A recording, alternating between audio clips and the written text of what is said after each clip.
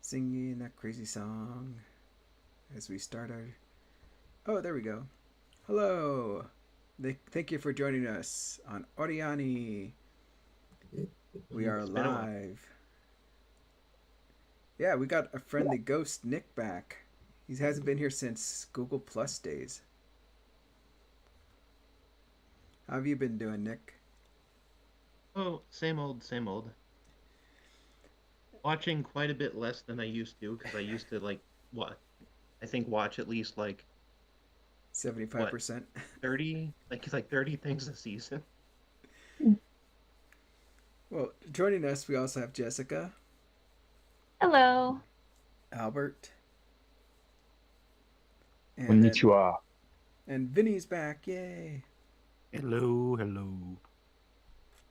I bet he's super excited because of the baseball themed anime this season. But I guess we'll just start off with the. We're going to go alphabetical order by the English translations. So we got a ninja and an assassin living under one roof. That's our first topic, and it seems like everyone's at least dabbled into it. Only Albert seems to probably have dropped it. Yes. But Oh yeah. no. Actually, I have continued. Vinny's dropped it. Oh, I'm sorry, I got Looks your like. names mixed up. Vinny's dropped it. Okay, okay, okay. Yeah, a ninja and assassin under one roof. Really, really fun show. I actually really enjoying it. I did not know what to expect, but it's a great comedy.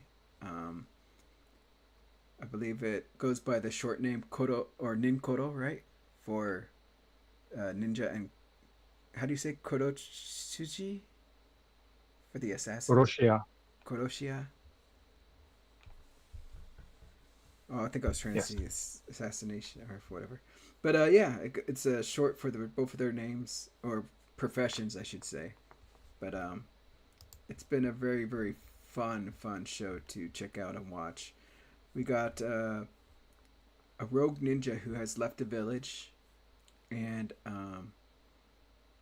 but it's I'm kind of explaining it in a weird way, I guess, because she left, but it's not like she left of her own accord, right? She just kind of goes with the flow of everything that happens around her.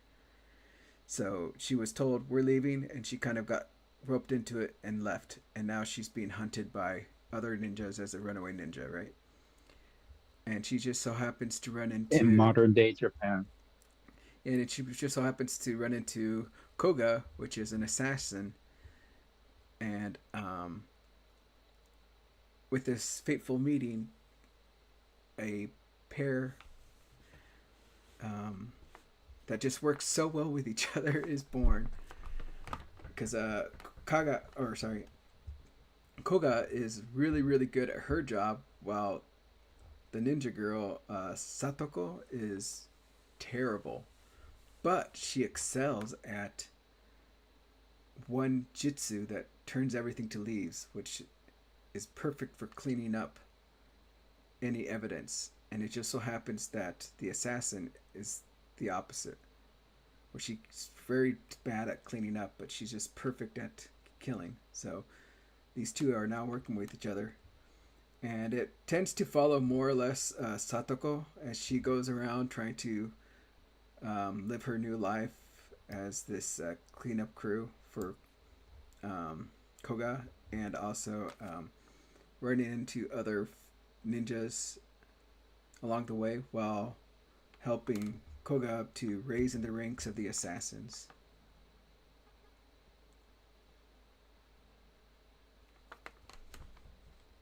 But yeah, I've been enjoying it a lot. Anyone else?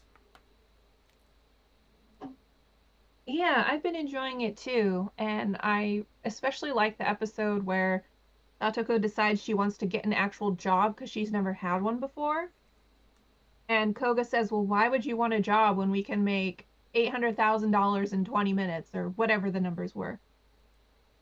So she goes and gets a job and she doesn't even last a day and she's just, yeah, jobs suck. 8 hours is a long time. It's just sort of silly humor. I have a feeling it's going to be more like a cute ninja or cute assassin tries to assassinate our cute ninja and assassin team every week. But it's fun. It's like a brain off, have fun kind of show.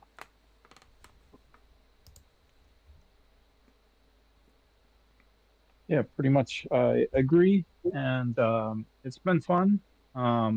The strange thing about this is that the studio making it is Shaft, so you do see some Shaftness. The look back over the shoulder, the head tilt. It's not as extreme as in Bakemonogatari, but you do see traces of it, and the animation's actually pretty good.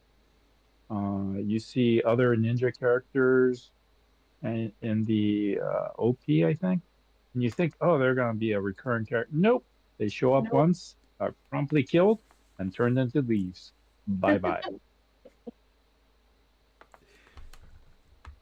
What kills me about it as well is that the ninja girl, whenever she's told to clean up or do anything else, she's so nonchalant about it. It's just like, oh yeah, okay. Even though something horrific is happening, it's like it's you could clearly see that she's affected by her training, but also that she's just so carefree with everything that happens around her that makes her really fun.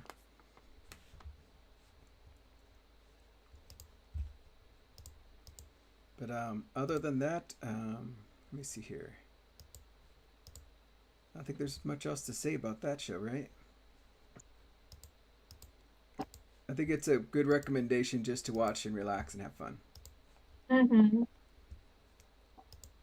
All right, let me get the next title, which is I haven't watched it, but I've been seeing a lot of clips on social media about this, comparing it to like the older films and the older cartoons. And Shirley. It's a classic. And it seems like You everyone should but watch me it. hasn't watched it. Yeah, I'm behind. I've only watched the first two, but yeah, this is Anne of Green Gables, which is a classic novel. Yeah, I think it's a children's novel. Um, and it's set in Canada, and I don't think Americans are as aware of the novel, but if you're Canadian, clearly this is a classic. And strangely enough, a lot of Japanese people know about it. From all ages, it's considered a classic of foreign language literature, as well as it's had uh, anime uh, that I believe it was Takahata that did it before way before they formed Studio Ghibli. So I remember watching it, but I don't remember most of the story. So that's why I started watching it. And yeah, it's beautifully animated. Voice acting is good and is a little bit too Genki for me. But I'm just being a crotchety old man. But yeah, it's good. So I highly recommend it as an all ages show. Vinny, you're the other person that's been really pushing it, I think. Ah.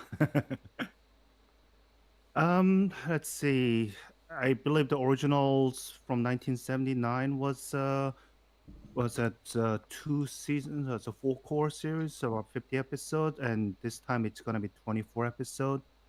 And I'll have to say that it's been moving along rather briskly, and I've been actually watching both the old series and the new series, kind of just to see how different it is, aside from the artistic styles and what have you.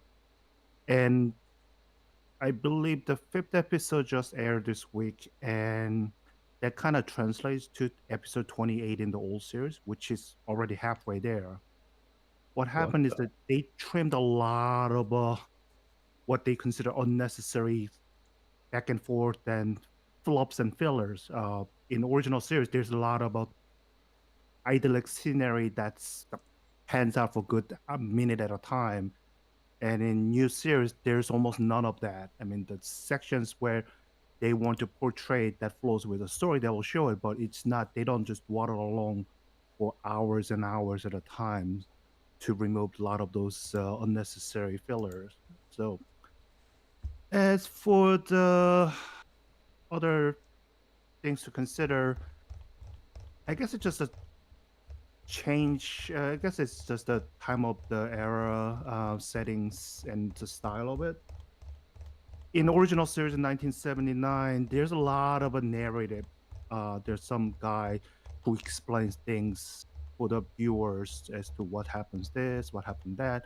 In new series, there's nothing there. It just let the characters explain things, and it's not really hard for anybody to simply understand what's going on. So there's that difference. And as far as the voice goes, they try to accommodate the children's voice to sound more youthful, whereas in older series, it you could kind of tell it's the fully grown adult trying to mimic the children's voice, and sometimes it works and sometimes it doesn't. And I think they do better job kind of mimicking that children's voice in this new series. As far as other aspects, scenes are beautiful. They purposely mimic some of the hand-drawn styles, and I think that works pretty well. And I think I nitpick about, oh yeah, there's a CG horse, but this CG horse looks far better than your typical CG horses from other series. So if you're a fan of a classic novels, this is probably worth watching, and the character is still just as engaging as before. So it's not something that you're gonna get bored on, especially if you like the main character. Okay, cool. Thanks for that.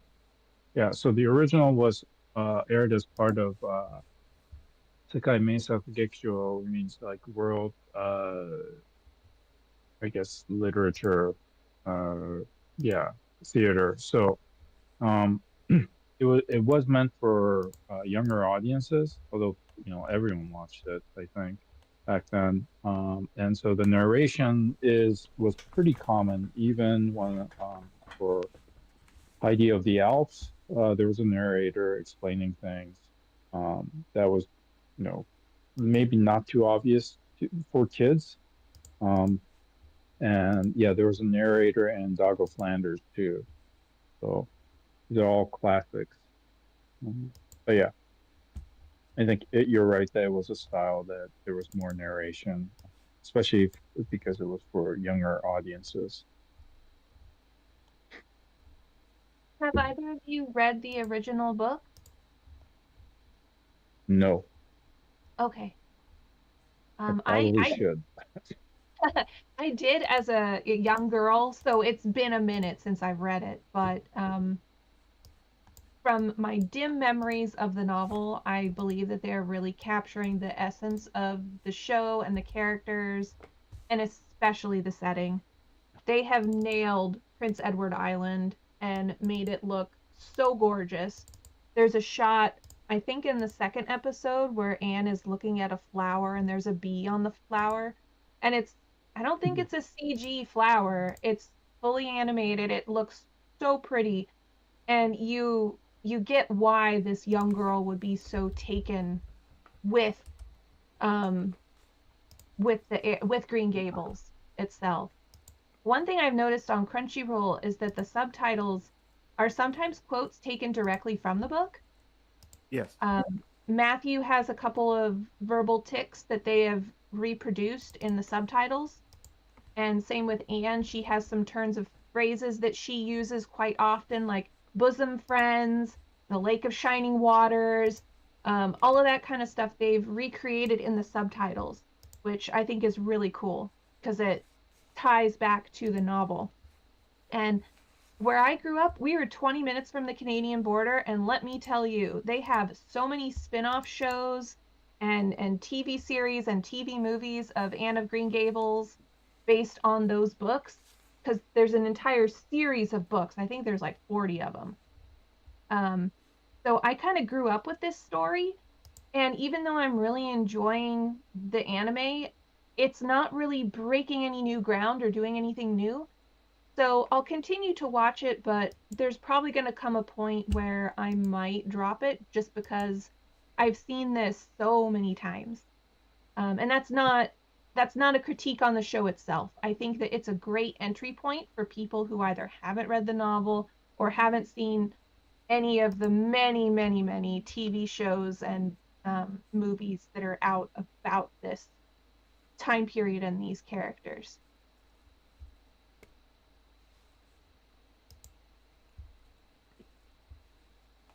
All right. Well, I myself have. I don't think I'm probably the most uncultured person here. I guess because I have no idea what this is about. So it's all brand new to me. So I may check it out. I just didn't get enough time to run into it. And it just based off the image, I was kind of on my last end of the shows I wanted to watch. But if you guys are all recommending it or seeing it high praise, I might check it out. I'll at least temper you in that I've never read Anne of Green Gables either. So All right. Next up, give me a second. It's going to be a show that I watched only one episode of. Ooh. Watch more. Mm-hmm. Yeah, I was planning on watching more. I actually really enjoyed it. Apocalypse Hotel. And this one's on Crunchyroll. And I saw the first episode only, and it was really, really good. I'm excited to see where it goes because just with the first episode, it's just basically setting up the setting of the area, right? What's happened to the world, what's going on, and introducing the hotel to us and its caretakers. And at the very end, we were kind of introduced to a new element, which is what I'm kind of excited to get into with the next few episodes, I guess. Yeah, so very interesting show. It is a anime original, and it's made by Game Pictures. Okay, so Game is the spin-off studio from Games, who makes a lot of different gacha mobile games. Right, so they did Princess Connect, they did the whole Uma Musume, and so they and then what else did they do? Oh, Razor Bahamut. So Games spun off their own studio like 10 years ago or something, and since then a lot of the adaptation that they've done from their games comes from the studio. So they did obviously they also did Idolmaster, one of I think the Cinderella girls, and then not last season, like a couple seasons ago, they did Bravern, that ridiculous mecha show. So yeah, they have interesting projects and interesting staff, and I checked this out just based on that whim. And then I really, really enjoy it. This is one of my 3 shows that I really would like a lot more people to watch. And basically the hotel is run by robots. It is a post-apocalypse. So they're talking, in the first episode, they're talking about how this beautiful hotel exists to serve the customers, and it's intercut with a pandemic news as humanity is on the brink of dying, and they escape out to space and have promised to return. And meanwhile, the caretakers are all robots, and they promise to keep the hotel ready for the customers when they return. And so that is the Gingaro Hotel in Ginza, which is the ritzy part of Tokyo. And it's been, I think, like 100 years. And no one has come back. The hotel staff has dwindled from their full staff because things happen. Robots break. Uh, so yeah, it's a very interesting take on the post-apocalypse, and I find it really charming in many ways. The robots, some of them just look, eh, they're so expressive, even though they look like Mechatron Wego style robots, right? They just have like two eyes and they just kind of blink, and yet they're so charming. So I can't recommend the show enough. Thank you. Let me see who else was watching this. Vinny, Jess. I really like this show too. It, like Albert was saying, it's just got a lot of charm and heart to it, and I had no idea that it was associated with a mobile game company. This feels like a passion project to me. There's a lot of heart in this, and the fate of humanity is probably not great. There are several allusions to it. I've seen 3 episodes, and I believe episode 4 is out already. Mm-hmm. Where we get some contact with other aliens, and they all sort of allude to the fact that humanity is no more, but our heroine just keeps on keeping on. But another thing they do that's really subtle is that when she moves her arms and legs, you can hear the bearings whir.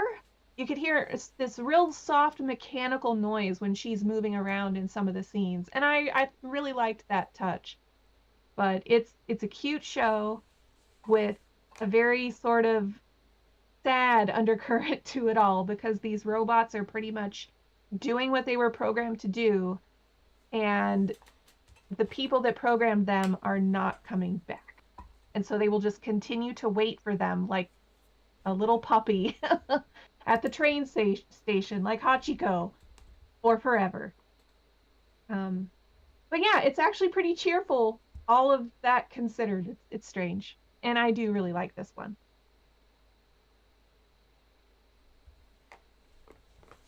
All right. Thank you. Is there anything else, or should we go on to the next title?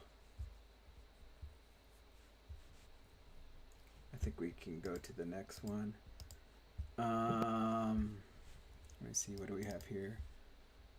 I think we'll skip the "Can Your Boy Girl Friendship Survive?"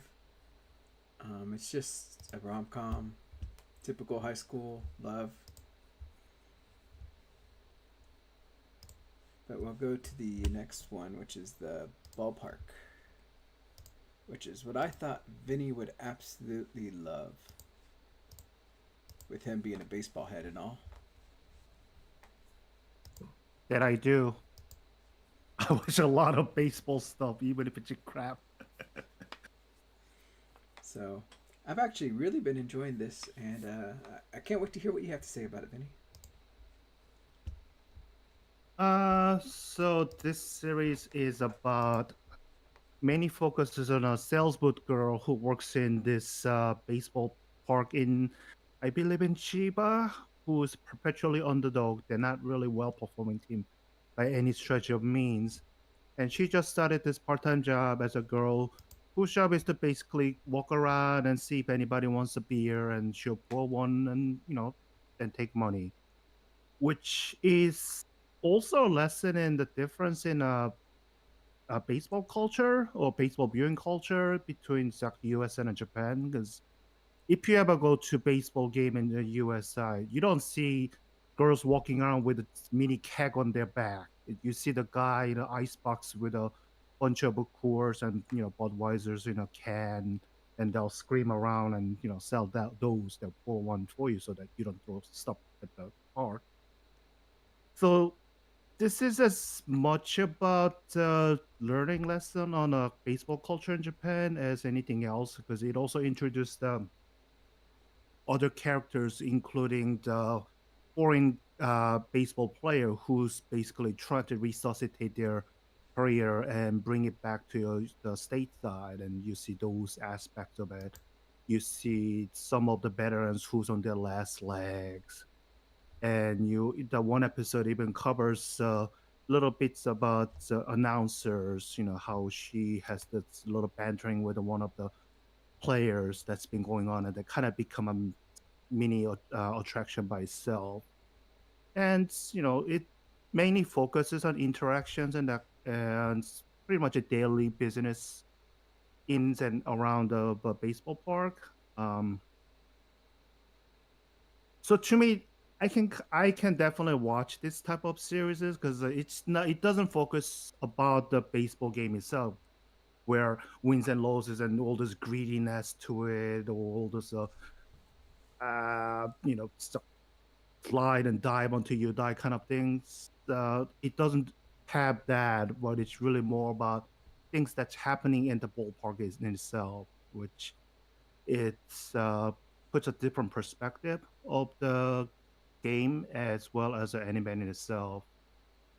And some of the things are kind of relatable if you know a little bit more about the Japanese baseball. So this is basically a caricature or a cynical take on the real life baseball team, Chiba Lotte Marine, which happens to be in the same city.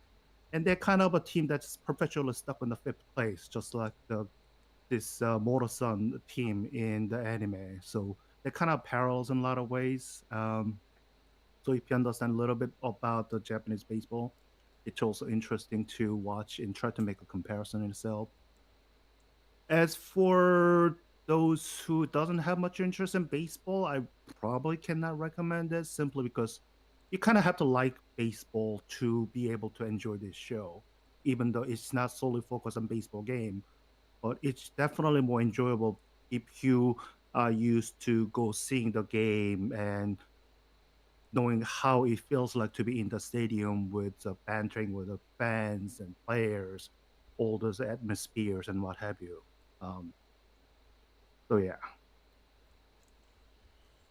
So I've been watching this, and I've really enjoyed it. It's if you want to get out of the whole school setting or office setting that typically anime covers, this is really fun because it's a whole new area to explore. And what I've been enjoying a lot too is trying to see how every single character that they introduce and how they're connected with each other. Because they'll introduce a new character, and you're like, as we learn more about them and have their story of how they're um, how they got to this place, how they got to this baseball game, you see how almost every single person there is somehow connected to each other, has crossed paths, or has someone that knows each other in some way. Like even the security guard that they had a little story about how he is working there. He's tired of this. He doesn't know why he's doing it, and then you find out about how everything actually kind of connects him to this place in a way in his past that kind of changes his whole lookout on this job. So it's for me, it's been fairly fun seeing all these new people and how they're all connected in a way. Um, also, um, even if I would say even if you don't know too much about baseball, it's kind of fun because our main protagonist Furiko also doesn't know much about baseball. So as they explain certain things or say certain things, you also have some small moments where she tries to learn. Like, wait, what's going on? What does this mean? Or what is that? So Right. Yeah, one of the fan throws this statistic lingo WRC, which is a wins above a replacement player. Yeah, she understands none of that, but she just threw the number out there to impress somebody, and sure enough, they just bought it wholesale. Which, yeah, it's quite funny to watch that scenes. so it's a really interesting show. So I don't know if it's I think it is a really fun show to watch to just relax and just have fun and see how things go. But um, I kind of want to say I want to recommend it to people, but it's really hard to say that. But it is pretty niche, I would say. But also, if you want to have fun listening to broken English, this is another show for that. Let's go ahead and move on to the next title. Oh, did you guys want to talk about Fire Force 3 or should we go to the one after that? Since think it's the was third it season, I don't really have anything to say except that I'm enjoying it. Did you want to say anything about it, Nick? it's one of the few shows I'm watching. So one of the things that I could say about it is I can't really say I remember season two very clearly at this time. But one of the insights I had while, or not insights, but just feelings that I had while watching this show was it's focusing oddly on a lot of the characters' faces and it's giving them like a weirder expression than they've ever had before. Like some characters it was tropey with that with, but this has been like kind of spread out to way more characters than I was ever used to kind of perceiving with that, like a facial gimmick.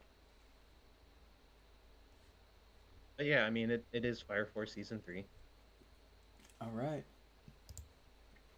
So it is a big storyline, right? So you have to have seen this second end first to continue on, right? Yes, it's going to make Yeah. zero sense if you jump into the third season. Okay.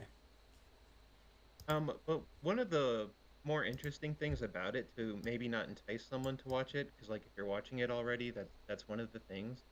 But so far in the plotline of the series, the team has been kind of like the whole brigade has been kind of ostracized by like the literal government itself, declaring them as like a rogue unit. So, Oh, I also have to mention that they abbreviate Fire Force Station as FFS, and it's on some of the uniforms, and so I got a chuckle out of it said just FFS. I can't even say it now, but basically for fuck's sake, which is a I thought that was funny. All right. I don't think I ever got past the first season, but it was a wonderful show to check out. Let's see here. We got next up Food for the Soul.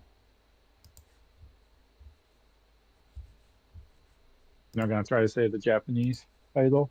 Oh, Hibi Hibi wa Sugiredo Meshi Umashi.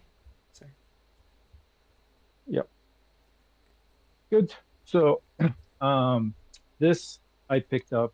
At first, I had glossed over it because I didn't really care for the character designs. But once I read what it was about, it's essentially the food porn show of the season, or kind of. So I picked it up because one, it was a anime original. I always like to support that, and two, it's from PA Works, despite the character designs. So the character designs of these girls who are they look like you know one of the cute girls doing cute things.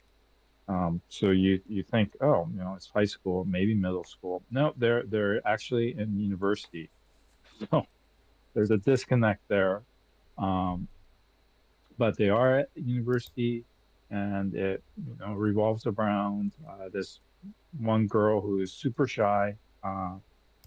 Mako is super shy and wants to try different new things, but she's kind of socially awkward, right? And she's very hesitant until she one day happens to meet one of her childhood friends from many years ago and is roped into joining this club that she wants to make at the university, and they need at least 4 people to have a official club. Um, and so she joins them and shenanigans. Um, yeah, once I read more into it, it turns out that the story is being made by the same author of Non Non Biori, which is one of my favorite shows. So yeah, it's got that kind of a cute uh, cute vibe. It's got some food. It's got some cooking. It sounds like they're also, they I think it was in the third episode. Go to Takao-san, which is uh, it's a smaller mountain in Japan and out just outside of Tokyo. But I've gone and climbed it, and it's a very popular destination. So it looks like they're also going outdoors, and everything is supposed to be about having meals and having and sharing that experience. So if the artwork is might not be your cup of tea, it looks more like a Silverlink or Doga Kobo character design. But the story so far is not bad. So if you wanna check out cute girls doing cute things and about food, check it out. Yeah, so I think first started watching this yesterday and watched one episode today, and the age disconnect is really bad for me because I was like, they don't look anything like university students in my mind, so that always kind of threw me off. Now I know anime when it comes to ages, it's very diverse in how character could look. So, but I kind of had to push that away.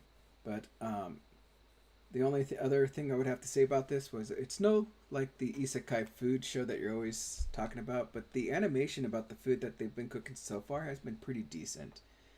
Especially, I judged their cabbage cutting scenes, and it was actually really good. Mhm. So, It um, was. as far as the food goes and the scenes with that, it's decent. It's not like over the top. Like what was that one show you? The isekai. Campfire cooking in another world. Yeah, now that one is like levels above anything else out there, but this is uh, at least okay. Um, I don't know if this is a show I would continue watching though because of everything else that's out there. I think there's a few other shows about cute girls doing cute things as well, and those have been a little more Mhm. enjoyable than this show. So I'll maybe pit a few more episodes to see if I'll continue watching it because Mako and Kurea, the I do like how they're interacting and how their dynamic is with each other. So I kind of want to see more of how they go and also see how Mako will grow or if she does grow with this new group of friends. But other than that, there's nothing else much timey to the show making me want to push to watch it.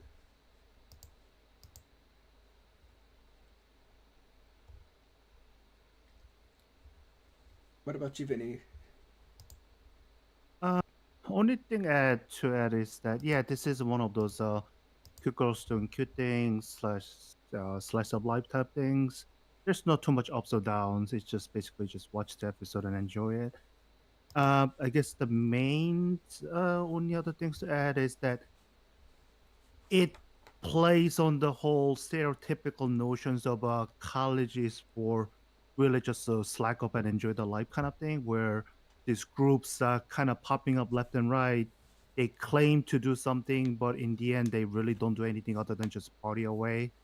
And this was one of those groups that was created for the purpose of just slacking up, and they kind of got caught of their unwholesome notion. And thankfully the main character who literally thought that this group is about cooking and making different kind of food ended up saving this club for actually doing some cooking instead of just partying away. I thought that was a little funny to watch.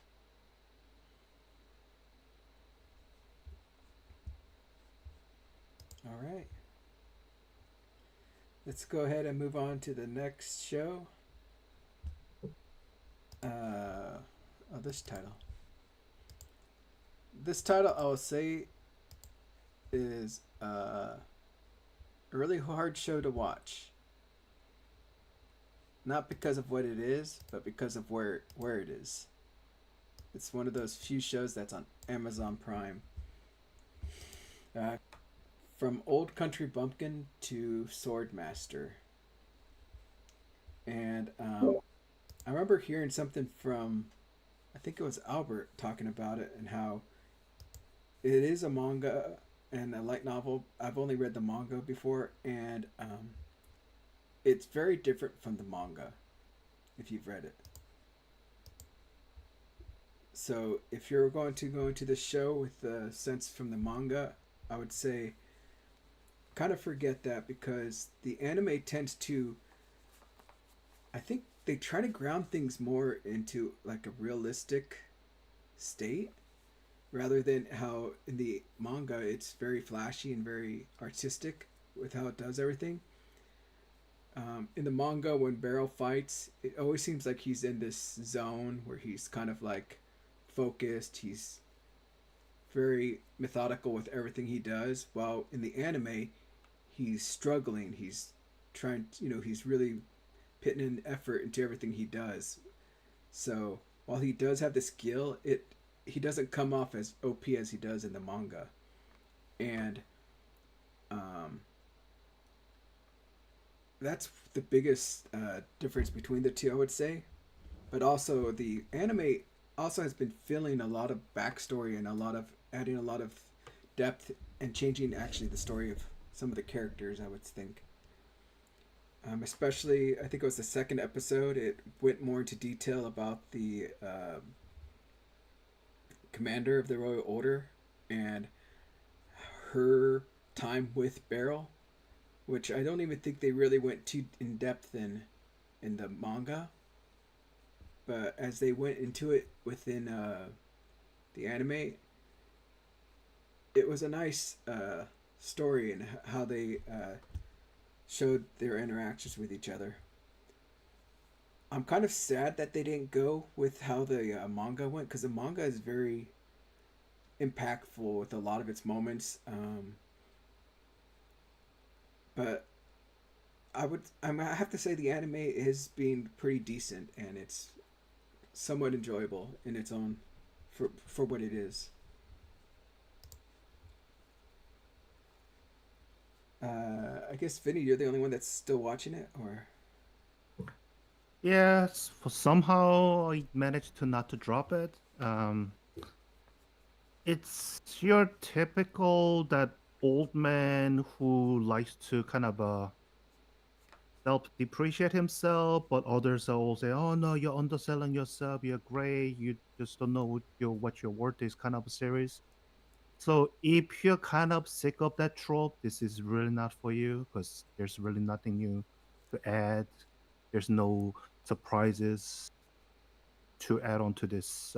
You learn from this series. It's just one of those with an old man who gets recruited into the big city job because of all those students that he taught over the years, thought that he's just wasting away in the boonies doing really the same job where he should be the apex of a lot of things that he could prove himself so much more worthy than anything else. And he's like, oh, I don't think I'm those guys, but okay, I'll just help out kind of thing. Animation's okay. There's really nothing fundamentally flawed with the series, but I believe either Jess or Albert mentioned there a while ago about the questionable wardrobe, especially the armor those uh, ladies wear, and yes, it's kind of those. It looks interesting, but it's definitely not practical. And but then again, it never really came to the point where those things become a hindrance in the series so far. There's no real serious fighting that's happened, other than this old man just keep getting into trouble one after another, which is somewhat expected. So yeah, there's really it's hard to recommend that unless you like those type of series. Then you could probably enjoy it, but otherwise, there's so many other series to watch. So there's that. mm-hmm. Yeah, I'm probably going to continue watching it because I'm kind of having fun seeing how different it is. Like one of the scenes in the anime, he ends up fighting this girl that's a magic user. She's probably she's like the leader of the whole magic guild or whatever you want to call it in that world. I can't remember what they called it. But in the manga, he's attacked by surprise, and they fight, and it wasn't until the end of the fight that she tells him who she is. While in the anime, she just walks straight up to him and says, "Hi, I'm this person.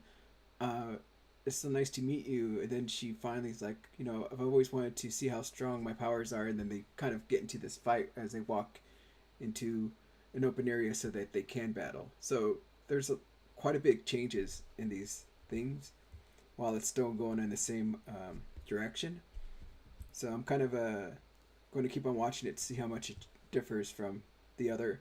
And then I may pick up the light novel to see if it follows the light novel more, or if the manga and light novel are really different from each other as well.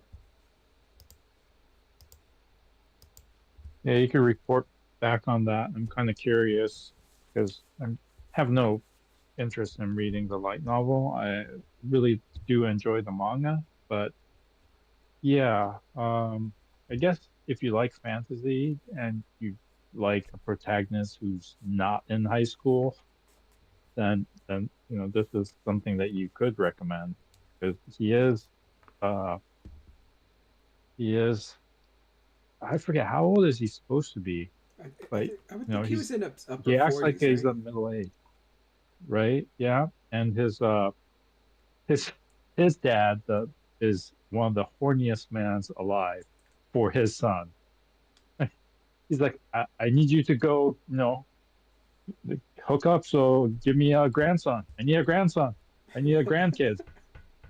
So that's uh, and it's also interesting because despite having this dojo essentially in the rural countryside, I think Earl mentions that he's never won against his dad. Yeah. So it sounds like his dad is the actual sword master, right? Um, but yeah, I'm kind of curious if we'll ever see his dad actually take up the sword and do something. But anyway, yeah, I dropped it because I did not like the changes made from the manga. It's probably is following the light novel, but I really do enjoy the art and direction in the manga. And oh, battles are going to be coming, and probably soon. So we'll see. All right, yeah, that's about it for me. Yeah. Like one thing I do want to say real quick to Albert is that one thing I was really sad about, which I think since you've read it, was in the manga he meets a blacksmith and he does this like handshake and he's able to gauge their strengths. And I thought that scene in the manga was awesome. I loved it. It just shows how he can see the inner strength and what he perceives everyone. They took that out completely in the anime. What? So that was like big disappointment. Like I said, there's some areas where I'm like really sad that they didn't go into. Like, but the other change they did was with the girl with this when in the same scene with the blacksmith, they go there because she's having problems with her gauging the reach. Right, she can't reach people in fighting, so Yeah, they make a suggestion for a weapon. Well, it just so happens that she just guides him there to the store, and then as they're talking, her sword is dull and it's no longer usable. So they suggest her getting a new sword. So there's another big change there, how she got that new sword. So they're doing a lot of really strange changes, which I don't see why they couldn't follow the manga. But like I said, I'm going to pick up the light novel and see how that goes. But yeah, some of the changes are bugging me, but other than that,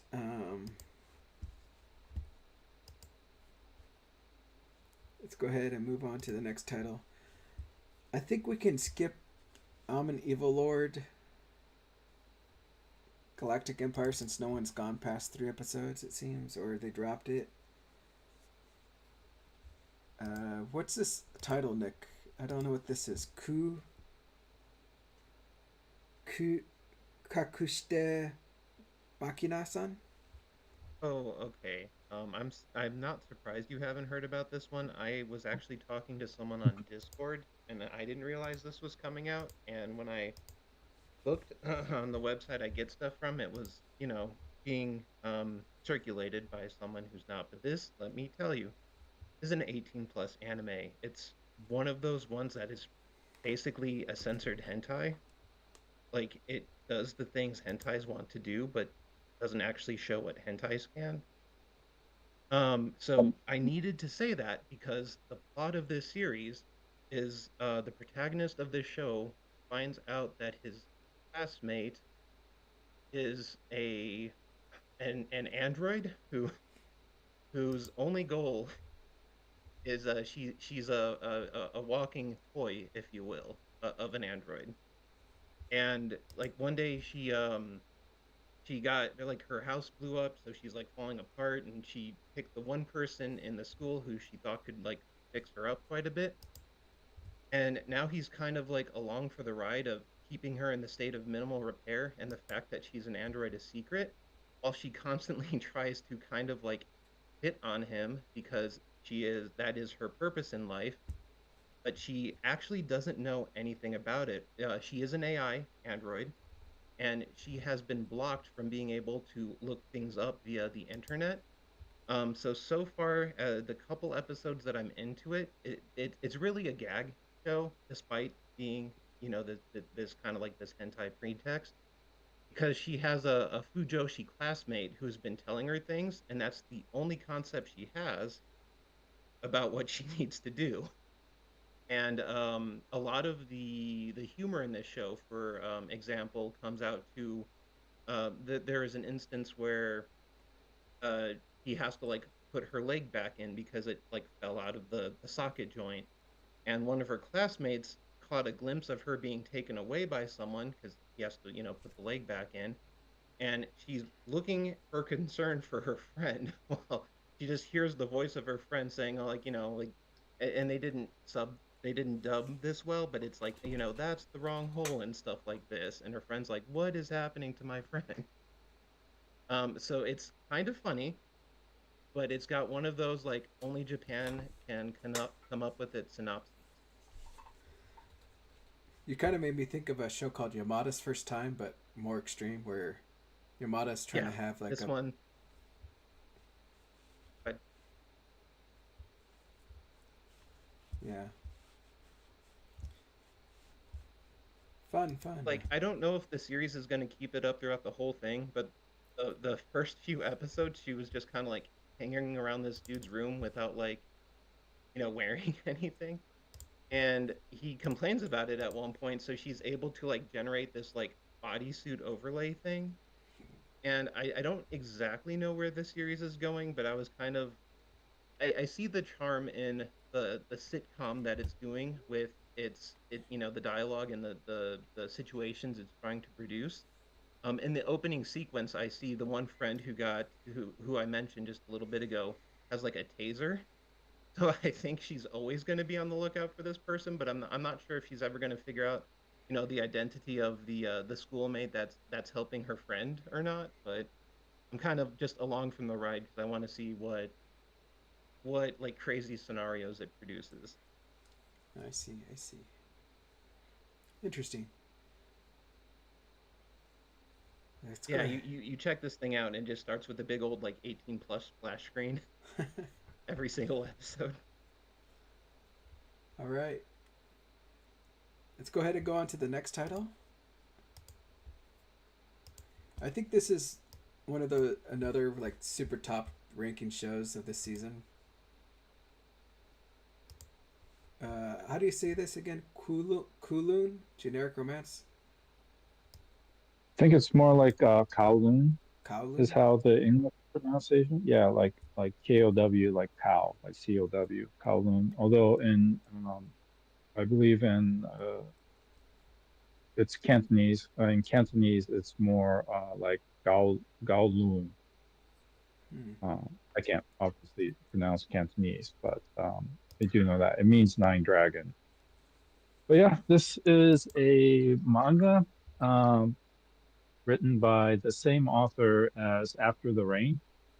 So I think this is only her like third uh, serialization, and it's kind of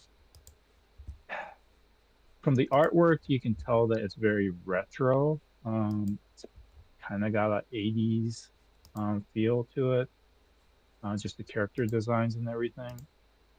And it is kind of a mystery because it is somehow set in the future, except Kowloon still exists. So Kowloon was a walled city, part of Hong Kong, and it was uh, the population that was crammed into that is extremely dense.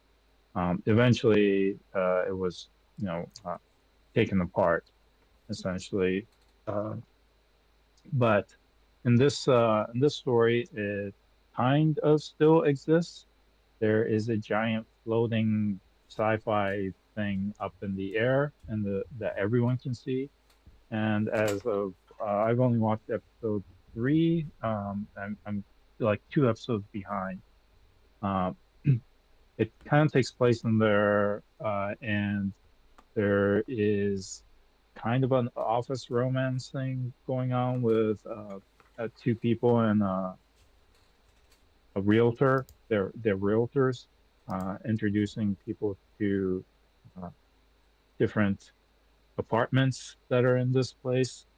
But at the same time, there's a mystery about who Reiko actually is, because she realizes that she doesn't quite have memories from before, and her coworker that she's interested in, um, Kudo, he apparently knew another Reiko who looks exactly like her, but he's been hiding that fact from her.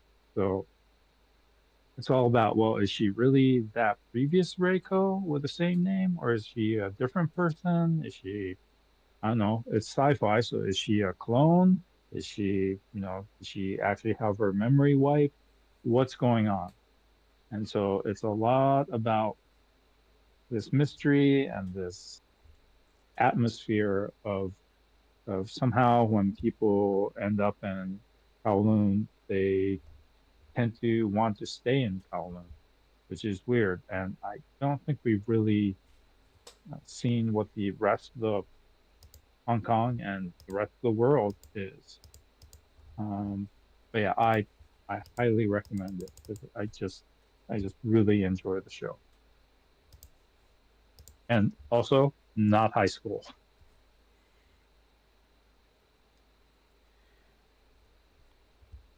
I will say about it that Everyone's watching it. yeah, I would say about it that I do like the artistic choice because it kind of fits the setting they have, where it seems very old and very rustic. So with the way the characters are designed, it kind of gives me that old fashioned, like I'm back in the day watching my anime again. But it fits the setting of how everything else is done. So I really enjoy it for that. And the mystery aspect of this has been really intriguing. So it's something I'm definitely going to keep on watching and checking out. There are a lot of little details too that I don't know if they're red herrings or if they're meaningful. One of them is that a lot of the kanji for, I believe it's fortune, are upside down. So characters will be walking along and there's this kanji on the wall and it's inverted. And I don't know if that's a callback to a cultural phenomenon or something, or if it has to do with the floating D8 in the sky. Um, and so it kind of keeps you on your toes watching. The pace is pretty slow and sedate. It's what I would call a slow burn mystery, and I am just loving it to death. The retro visuals, like it was saying earlier, are perfect and match the theming and the atmosphere of the show to a T. So this is one of my favorites, one that I really look forward to every week. Highly recommend. It looks like Vinny. Are you dropping this or? No, I'm not dropping. I just fell behind by 2 episodes. Oh, okay. I was just curious as the coloring. Okay, that's cool. Yeah. Let's go ahead and move on to the next title because Kulong is just a show you gotta watch and have fun with. The next show is one of the hardest shows for me to watch because it's on Hulu. And I don't have a Hulu account. Lazarus. I remember you talking about it a little bit at the end of last season, so how's the show so far?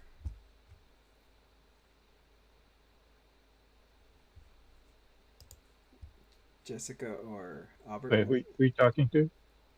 Oh, yeah. So it's interesting. I'm a show behind. Oh, I need to also help out Jessica with that. So Lazarus is by Shinichiro Watanabe, the creator of Cowboy Bebop, and it is also made by Mappa. So it is it's a lot of style, which I really like. They also had he had some ideas and wanted to get some help with like the action, and he ended up getting what's the guy's name?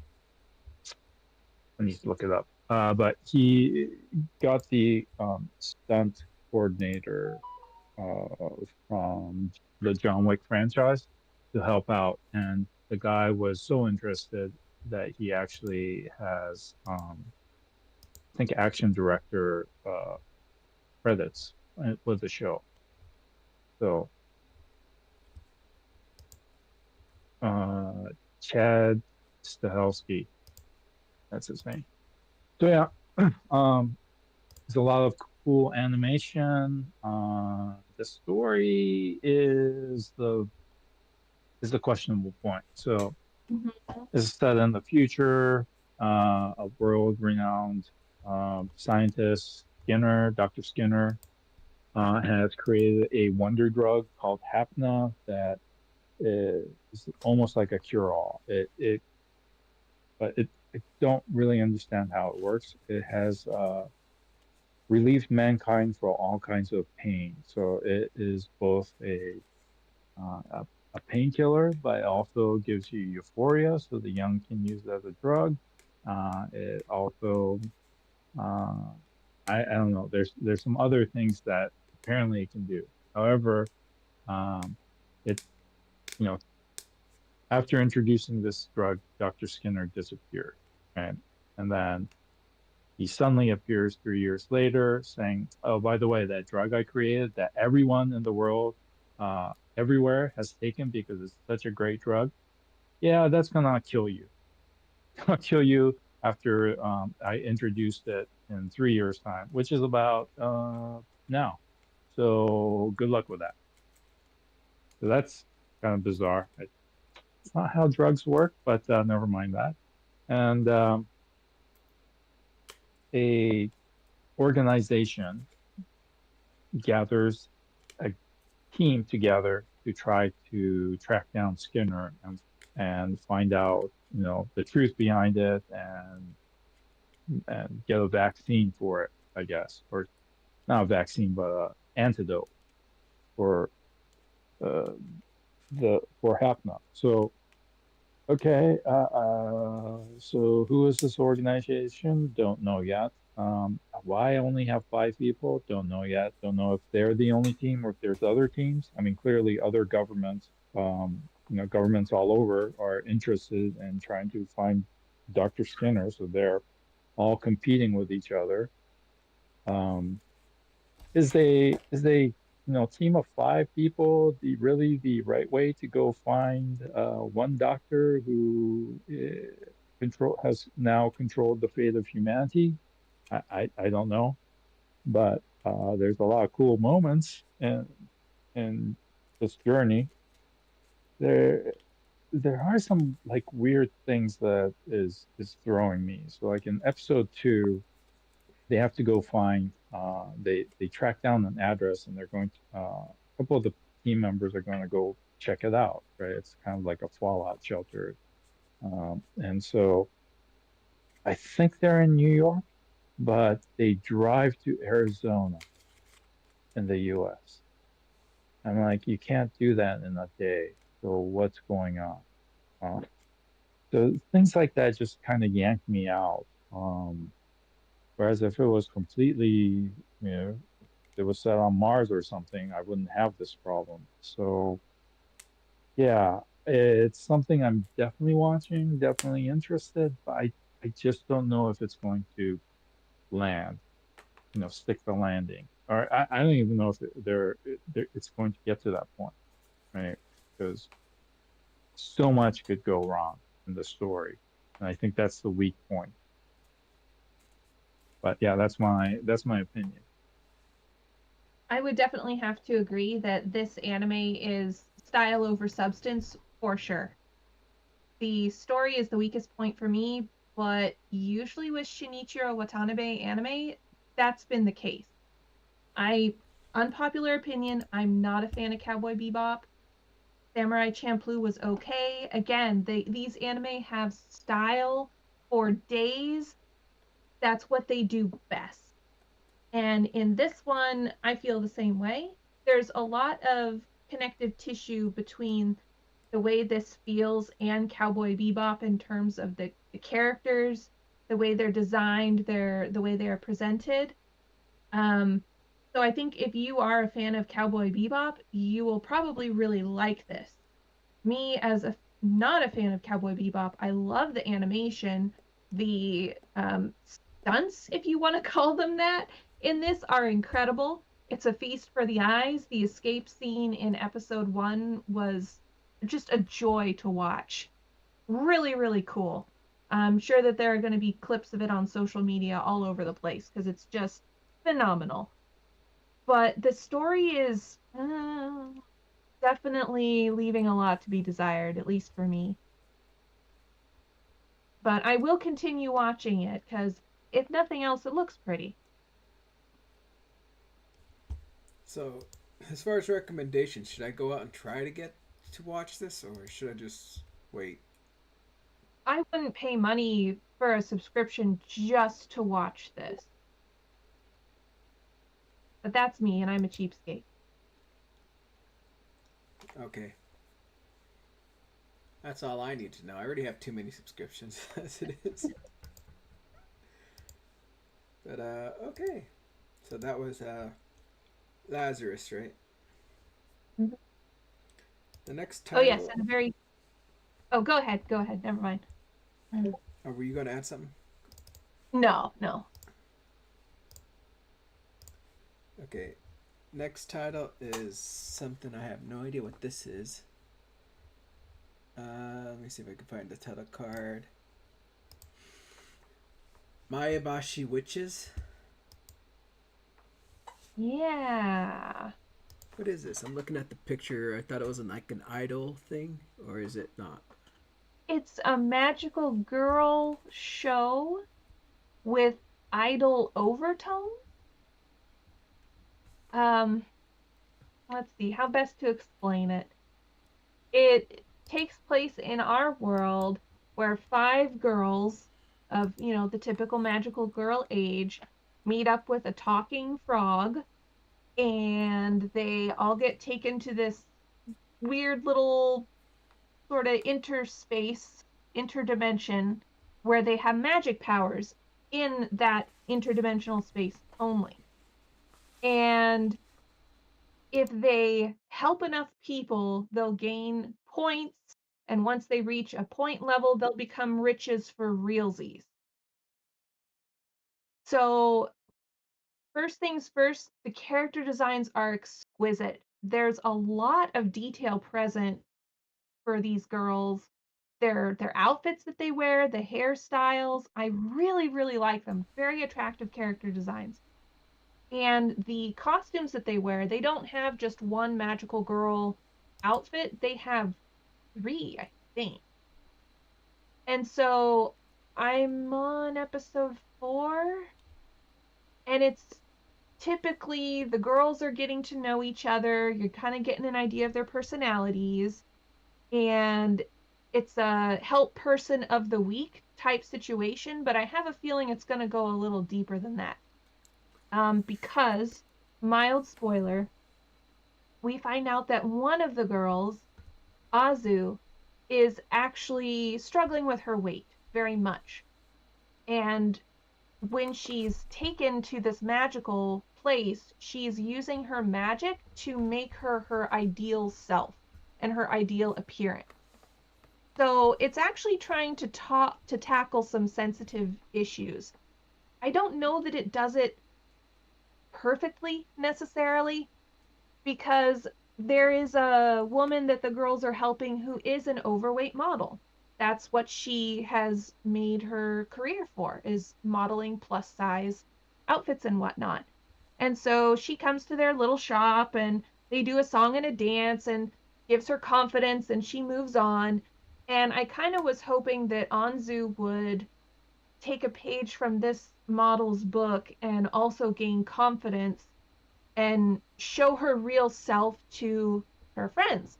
But she doesn't end up doing that. And the cynic in me thinks that the reason why is because they want her to look quote unquote pretty, so that they can sell figures and merchandise and toys of her. But I don't know. That's, again, just my cynicism peeking through. So I am liking this. I do like magical girl shows, and I hope that it's able to keep tackling some issues that we don't really get to see a lot of in anime. Because usually the fat characters in anime are the butt of jokes. And in this one, it actually treated these women like real people, worthy of respect. And I really liked that. So I guess my question would be, since you said it's like an enemy of the episode, or not really enemy, but issue per episode, is this kind of like an episodic thing, or is it more? Is there an overlong story that they're trying to put into place? It's episodic, but I have a feeling it's going to turn into something a little more than that, because we don't really know any of the girls. And so I think that episodes going forward are going to maybe have an episode of one of the girl characters seeing herself in someone that they're helping and then learning to grow from that. But in terms of a meta plot, I don't really see one right now. But I'm holding out hope, because I'm not really a episode of the week kind of fan. I guess my only other question would be also is that is there no like main antagonist, or is it just helping others with issues? Or So far, there's no main antagonist. It's very weird for a magical girl show. And they do sing a song. That's part of their magic. So that's why I said it's kind of like an idol show. It's because they have a song that they sing, and it helps the other person, and then we go about our merry way. Interesting. Well, I may check it out just to see how pretty it looks, because you made it sound like it's really pretty. So It is very pretty, yes. do you have anything to add, Albert? Or It is set in Maebashi, which is in Gunma Prefecture, and all the locations are real places, for the most part, except for the flower shop, Yeah. which is in a dimensional portal thing. But yeah, and it's interesting that this is produced by Sunrise of mecha anime like Gundam fame. So that's an interesting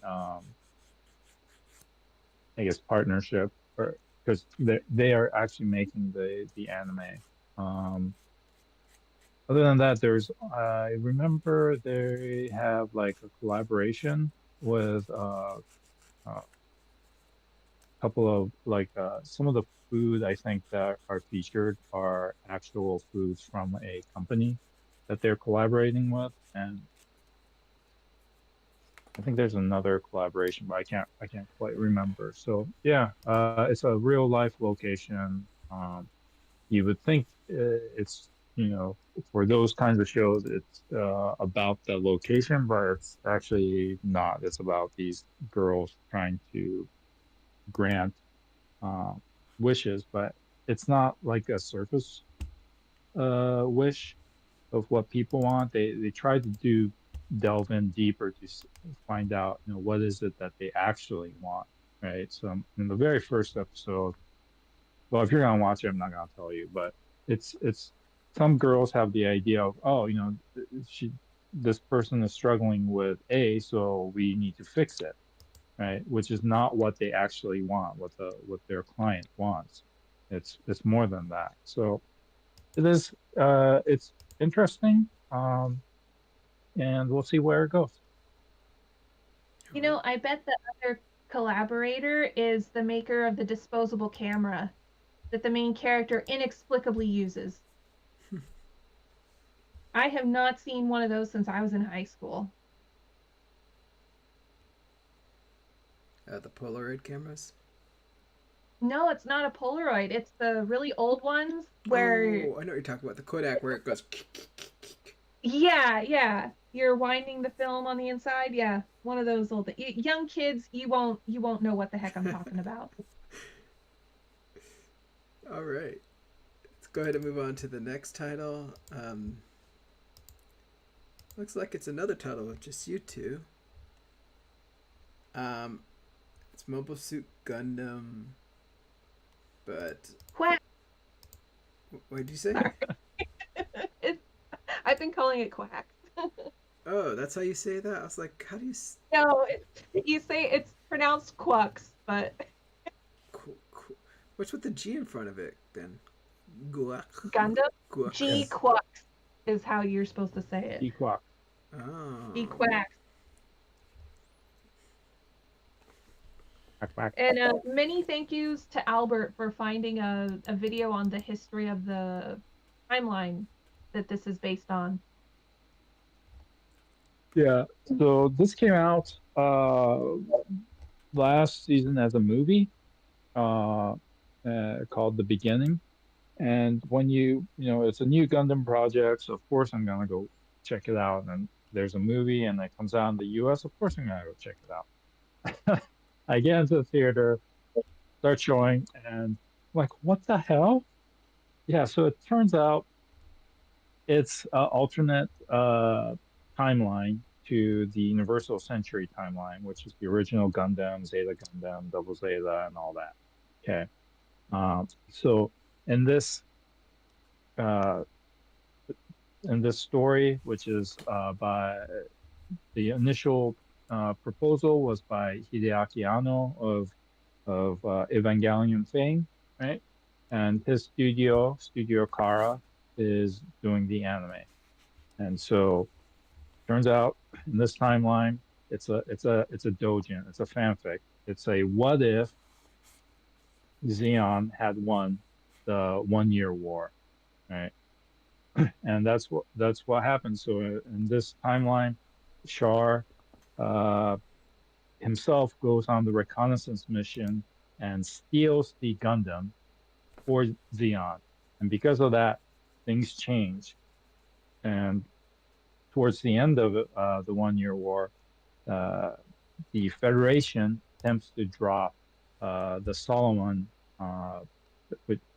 fortress. It's a hollowed out asteroid onto the moon to Zeon's Granada city. And to prevent that, Char does something, and something goes completely wrong, and it takes out a third of Solomon. He disappears with the Gundam.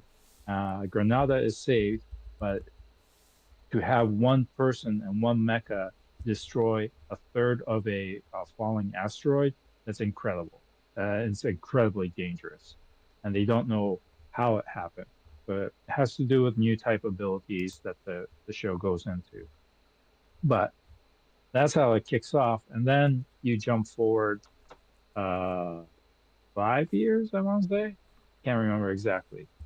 and we follow along the Federation has lost, and they are still in existence, but they're confined to Earth.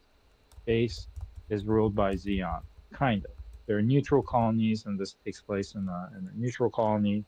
And old military hardware has been handed down or sold with limitations to private organizations that can afford them. So the famed mobile suit Zaku that the Xeon used can be purchased for a variety of purposes, but with limitations like unable to use military grade weapons.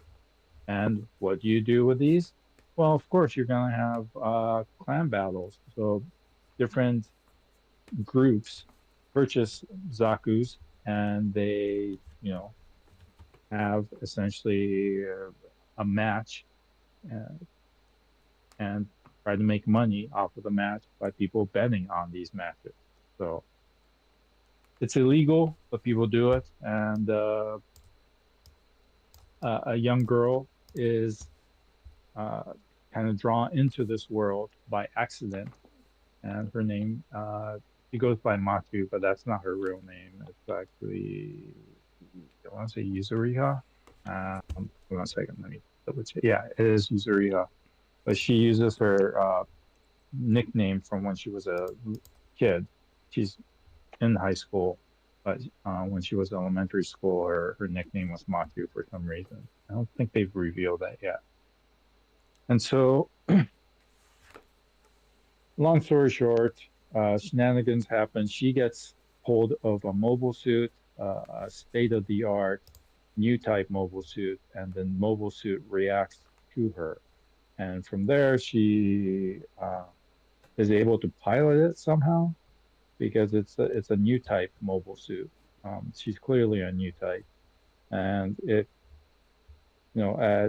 currently it revolves around these clan battles, but there's a bigger mystery of what happened to Char and the Red Gundam, and the Red Gundam does make an appearance, and she ends up partnering with it, but it's not Char who's in it; it's some other kid. So there's still the mystery of what happened. And why does the Red Gundam seem to want to go to Earth? It seems to have a will of its own, and that's not really explained. And there's a whole bunch of people doing analysis on what that means and what when the Gundam got upgraded by Xeon to new type abilities, what that actually means and whose thought patterns were used to upgrade the Gundam. So yeah, it's interesting in that sense. If you've never followed a Universal Century story, it might not be as interesting, but it's set up as independent, so it's a good way to jump into it, I think. But if you know the Universal Century timeline, you get a lot more out of it.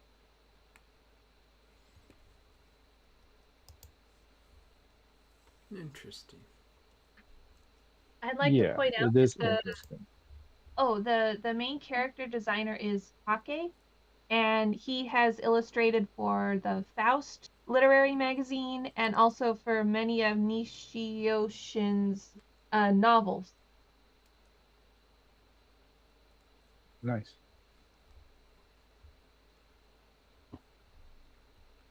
Nishios. It sounds familiar. I don't know if I'm saying it right. It's the palindrome name. Yeah, That- Nishiyoshin, which is the author of Bakemonogatari. Yeah. Yes. So it And doesn't have a. also, yeah, go ahead. I was going to say the site doesn't have an episode count. So is there like? I don't know. So, what I was told, right, is that it's a one core, but there's no way they can finish a story in one core. So I'm guessing it's they greenlit the project and they've made one core of it, and they're probably waiting to make an announcement about a second core. The pacing does not fit a one core at all. No, no. And Witch from Mercury, which was a 2-core show, was one of the shortest Gundam series ever. I do not see how this could be a 1-core show. All right. Thank you about that. I know a few people that are really into Gundam outside of this group, but I don't know if I can get to it. The last thing I ever saw was Gundam Seed, and beyond that, I haven't gotten into Gundam again.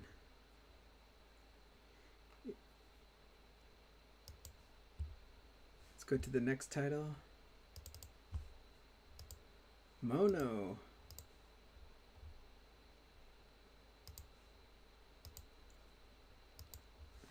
So, I was really curious about this. It's just called Mono, but whenever I see the title, it has this little thing around it that says Weekend Animation. I was really confused about that, why they kept on adding that. I did not realize that. But Mono, yeah, it looks like a fair amount of us is watching. Now, as I was talking about, there's other shows with cute girls doing cute things or just basically slice of life. This was one of those shows that I would probably rather watch than the food one. Yeah, I could see that. Because this show has been really consistent, really fun. I think I've only seen 2 episodes, so I'm not too sure exactly how far it's going to go, but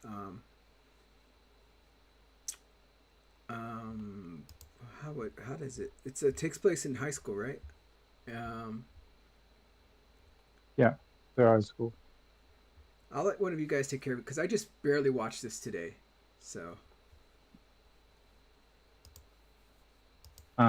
Okay, so there's it takes place in high school. They're in the photography club, but there are only 2 members, and so it's looking grim. There might be getting shut down, even though they've finally taken some interest in actual photography. So they find another club that takes place in like the 2nd episode, I think, the Cinema Club, which also only has like 2 people. So they're able to combine and become the Cinephoto Club. And together they're trying to, you know, take a variety of pictures and videos. At the same time, they befriend, I guess, a manga artist that lives at this candy store that they go to. And so the manga artist also is interested in their activities so that they can so she can have inspiration for a new manga. Right. And so the when this I should also mention that the manga is written, drawn by Afro, who did Eurocamp. So character designs are very familiar.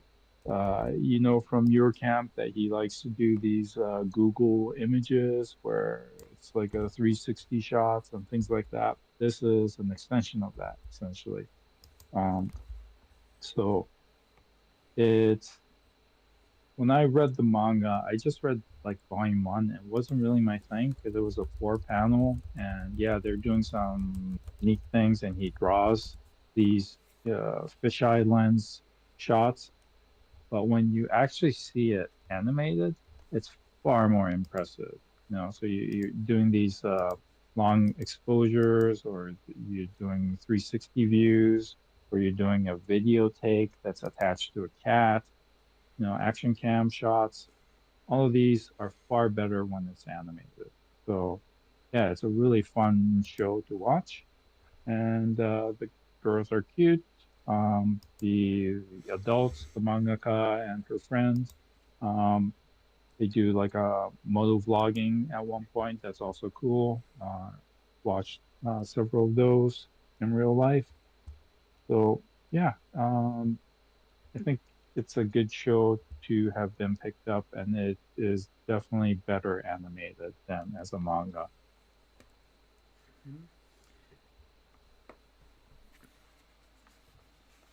I would have to say one thing I really thought was really cool about this was that well, I think this is the studio's first actual anime. Because I was looking it up and I was like, this is the only title it has. And they're doing a really, really good job. So they're hitting the gate off really hard. So, but as far as slice of life, cute girls doing cute things, this is probably the show I would follow versus the others. And I can't wait to see how far they go, because like I think they started with the smartphone, right, and now they're moving into these other cameras. So I want to see if they keep on expanding on different cameras and see how they look out. But I think I only got 2 to 3 episodes, or probably 3, because I think we saw the new merger of the clubs. So I can't wait to watch more. And hello to Panda Mask and Jimmy Chan in chat. I'll say hi to you guys. Next up is this show.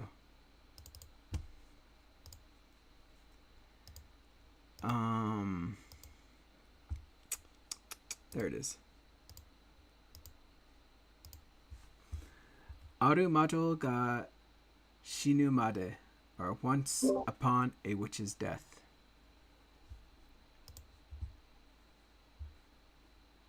And looks like, Jess, did you drop it or? Yeah, I did. Oh, that's actually shocking to me because I'm actually really, really enjoying this show. Once Upon a Witch's Death is about Meg. I think she goes. I think her full name's Meg Raspberry.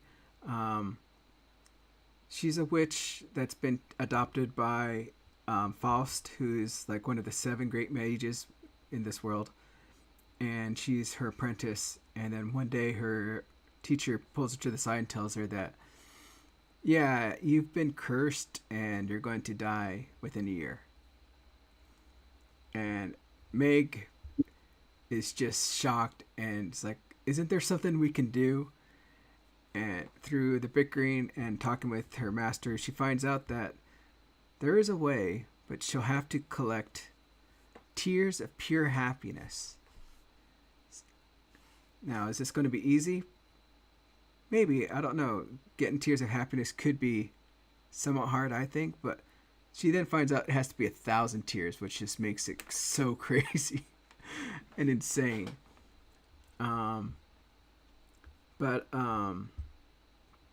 As we're going through and we're learning more about Meg and how she lives her life and how she is going to press on to survive this and collect her tears of happiness, I'm really having fun with just the character Meg. Meg is like, she's so fun. She's very carefree, very energetic, but she also has this like old man vibe as she harasses. Say it, yeah. Yeah, the way she talks, the way she's always interacting with others, like her best friends, she's like, oh, you don't have to worry, you're my legal wife, I won't leave you for anyone, and everything. She just has this quirky personality about her that I just resonate with, and I love her. So I can't wait to check it out more and see how she goes through. I think within the first 4 episodes, we've gotten a good take of how she is and how she's given her enough reasons to keep on wanting to survive. Because I think at a moment she was kind of in this, like, yeah, I'm kind of giving up. But within the newest episodes, she's given more of a reason to try to succeed with her goal. So I'm kind of excited to see how she goes, but I'm really in it to just see how funny Meg is, because she's just a hoot, and I love watching her interact with everyone. Was there a specific reason you quit this, Jess? Or? Super specific, because I really liked the aesthetic of the little cottage house and all of the animals running around. That was just such a perfect vibe. So in the first 5 minutes of the anime, I thought I was sold on this. Because it was a world that I wanted to be in. And then when the teacher said, "Oh, you've got this curse," and Meg says, "Is there anything I can do?" Nope, it's like a genetic thing, and there's absolutely nothing you can do. Blah blah blah blah blah. And I just got the feeling that Faust has made up this whole curse thing to kind of light a fire under Meg to give her a goal, because Meg was sort of um, rudderless at this point in her life. She didn't really have any goals. She wasn't really doing anything. No career plan or trajectory. And I just got that feeling from her. And so I could be wrong, but I felt like it would be such a letdown to get through the entire anime and have that have been the case. Like, oh, it's about the friends you made along the way. And it also seemed like Key the Metal Idol. Did you guys ever see that one? It's an older Oh, that was a one. long time ago. A long time ago, where yeah, Key has to make 1,000 friends or something, or else she'll shut down or die or whatever. And I got the same vibe, and I don't know. I just wasn't in the mood for that kind of story. It's not the anime's fault, it's mine. Well, I will say this. So far, she's met another 7 stars witch, and she kind of confirmed that she is cursed with how she saw her. Oh, okay. So I don't think that's fake. So I think she is in more. It is real. Okay. Yeah. Okay. So Well, tell me when you finished it, if you do end up finishing it, if you think I should go back and give it another chance. Because I really did like the character of Meg. yeah. She is a hoot, for sure. And then her little animal companions, her like owl and what were they called? The Kunkerball? Carball. Yeah. She interacts with them a lot in the later episodes and stuff, but it's really fun to see her also growing as a witch. But the other thing I loved about the show was the opening and ending are really, really good to me in this. I'll admit the ending song doesn't match the visuals, but it's just a really nice song to me. Mm-hmm. But yeah, it's a show I really wish I could recommend to everyone. But I think it's just me enjoying it because of my old man rhetoric with her resonates with her, you know. So, yeah, that's that show. I wish more people would watch it, but we'll see how it goes. We'll see how where the story takes us. Okay, going on to the next title.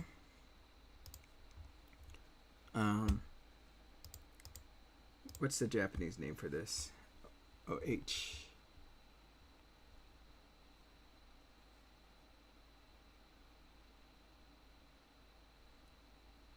I don't see it.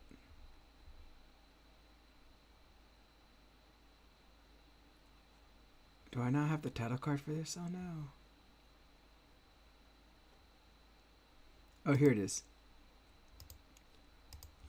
Haite kudasai Takamine-san, or please put them on Takamine-san. This is obviously your Edo manga of the season, with the uncensored ATX version being out there for those who just have to watch it without the censorship that I believe Crunchyroll is streaming it, might put on it. Though when I first saw the first episode, I don't think there was any censorship, so I might have to go back and double check and see that. But it's been a show that my one friend in chat here, Jimmy Chan, has been really enjoying. Though there is his complaint about her rewinding time animation being played in full almost every single episode, probably just to waste his time. But we have, I guess the story of this is Takemine-san is the perfect goddess of the school. You know, she's seen as being just absolutely above and beyond everyone else as the student council president, and she takes pride in that. One day, Shirota just so happens to catch her undressing, and she confronts him about it. And then he learns her secret that she has a special power, like some kind of I can't remember what they called it, something like the Virgin Road, where she's able to turn back time by removing a piece of undergarment, like her underwear or her bra. And that's how she's been able to keep up her perfect persona within the school, is that whenever something doesn't go right or something just doesn't fall into place, she'll remove her undergarment, which will then rewind time so that she can redo it again. And with Shirota finding out, she decides to designate him as her closet, because with him being around and being able to supply her with an endless amount of clothing or underwear, she can now do multiple attempts rather than the limited few that she would have. So it's very ecchi. She teases him a lot. She's always playing and pitting him in these situations where he's just trying to take the moral road, but he obviously falls into his desires. But yeah, I mean, it is what it is. It's your hentai, basically, ecchi show, and not much else to say about it, other than Albert, you need to watch it. It's awesome. Just kidding. I refuse. So I will say I have checked. I have checked out a single episode of this one. Since I was watching the other one, I chose not to proceed with this one because I like the humor of the other one better. I did watch this one first, and I thought that, this was a show that only Japan can come up with, and I thought I would really like it. But the personality of the student council president just kind of rubs me the wrongest way. Like, I just really kind of like hate her character, and I like the scenario and I want to see what it does, but I just don't think I can tolerate like watching that personality like every single episode. So I'm kind of, I think I'm just gonna stick with my other one. all right. Yeah, I'll admit, I do like it. I do enjoy watching it with my friend. It's just something we have fun with. Though I'll admit the animation is terrible. We found a lot of mistakes, coloring issues and stuff, so it's not the greatest visual, but it's what it is. Let's go on to the You next. should watch the other one with your friend and see which one you like better. I might have to do that. Well, I know he'll want to watch it 100%. What's the next title? What's this in Japanese? Rock. The Rock Show. Rock. There it is. Rock is a Lady's Modesty. This was one of the few titles that's on High Dive. And Yes, you'll have to suffer through High Dive's terrible website if you want to watch this.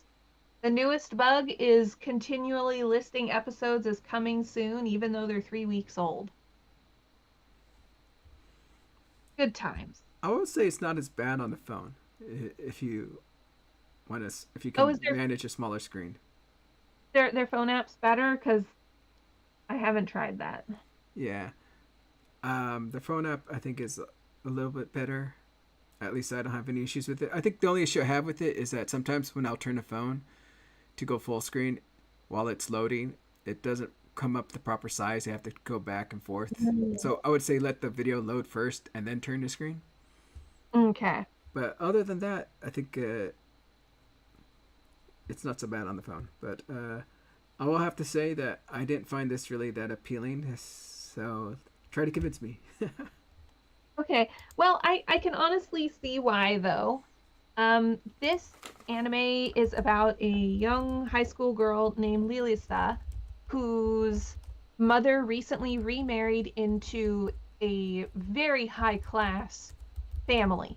They've got connections to members of parliament. They got political ties and economic ties and all of that stuff. And so Lilisa is trying to do her best to fit in to this girls' academy, again, very hoity-toity, high-class place, to not let her mother down. And she had a pretty good relationship with her dad, who was the one that gave her kind of her love for rock and roll, taught her how to play guitar, and all of that, which Lilisa has given up because a lady of high class does not play rock and or roll.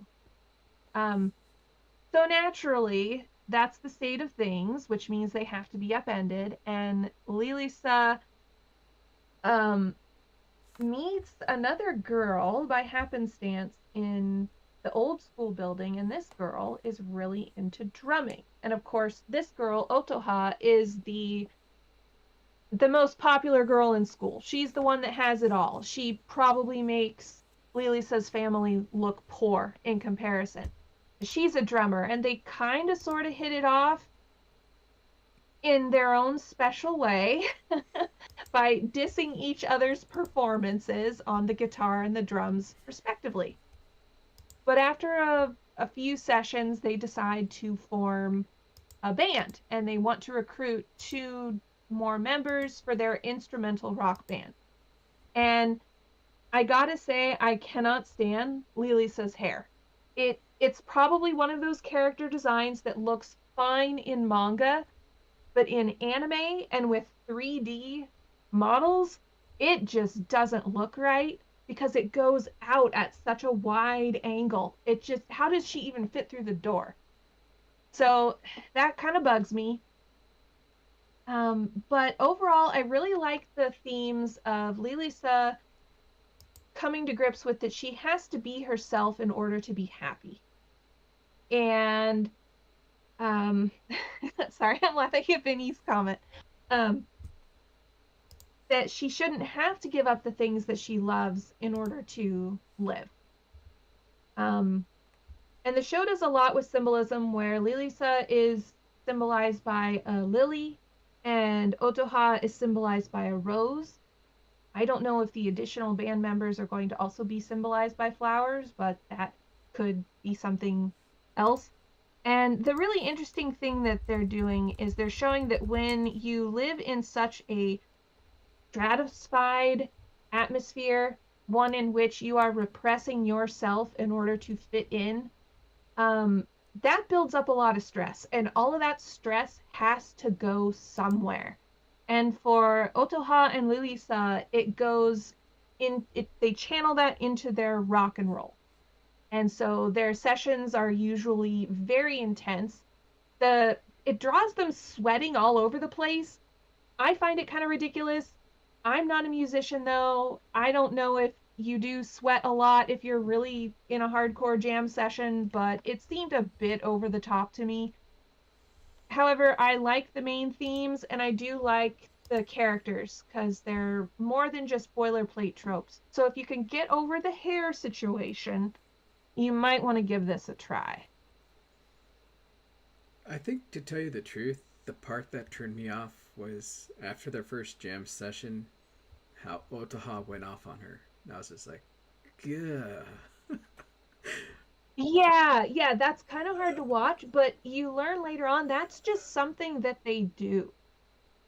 Because they drop the Keigo, they go into real, rude type of way of speaking, because every single day from sun up to sundown, they have to be perfect and they have to speak perfectly.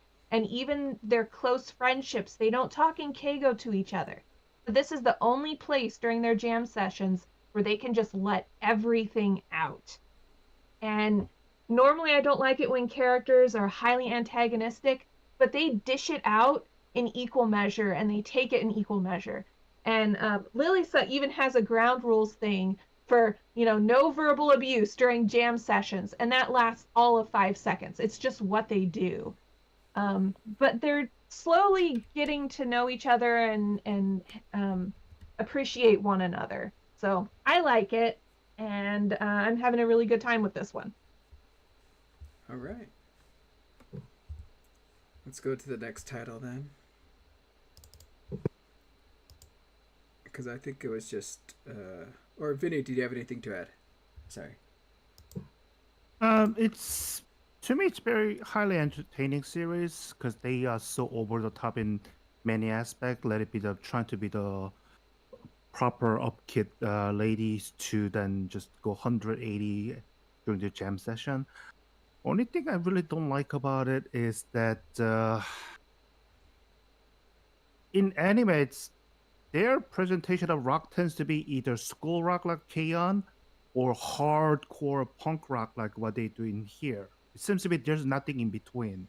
That kind of bothers me after a while. As if this is like their way of saying this is how the rock should be. I'm not gonna. This is like one spectrum of the rock, but they tend to pick this as the baddest, the badass example of it. That's really the only thing that bothers me. Otherwise, I'm enjoying the series very much so. And I'm liking the fact that in the last episode, her Lilith's antagonistic stepsister is kind of coming around by sheer chance.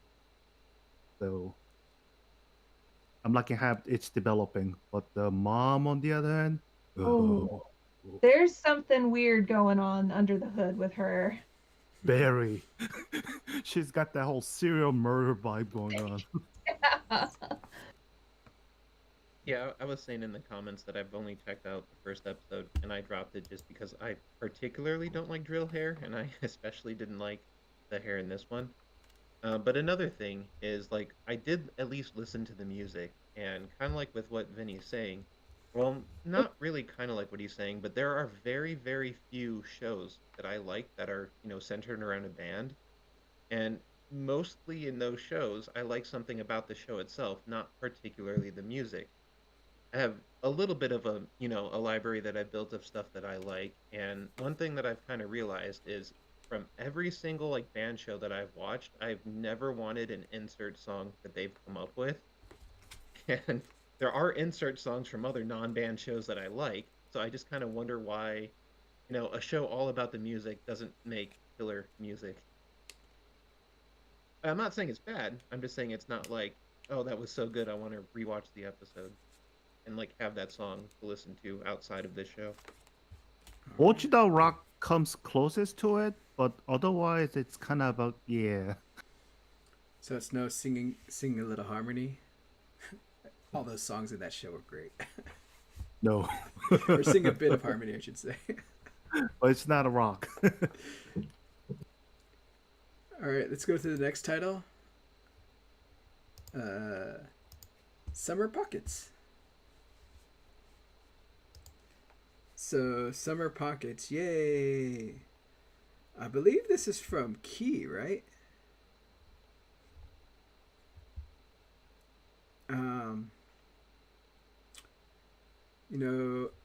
With I remember back in the day with Clanad, and then you had Canon.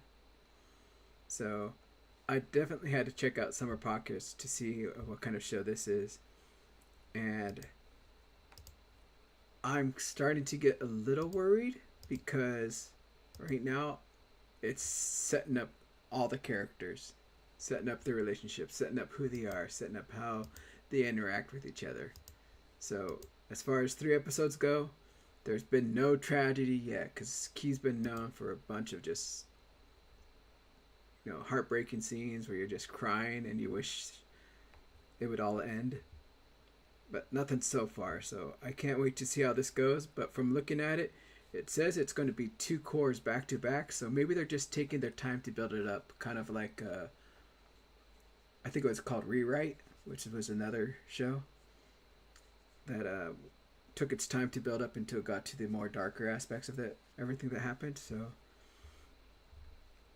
we'll just have to wait. But I do like most of the stuff that I've watched from them.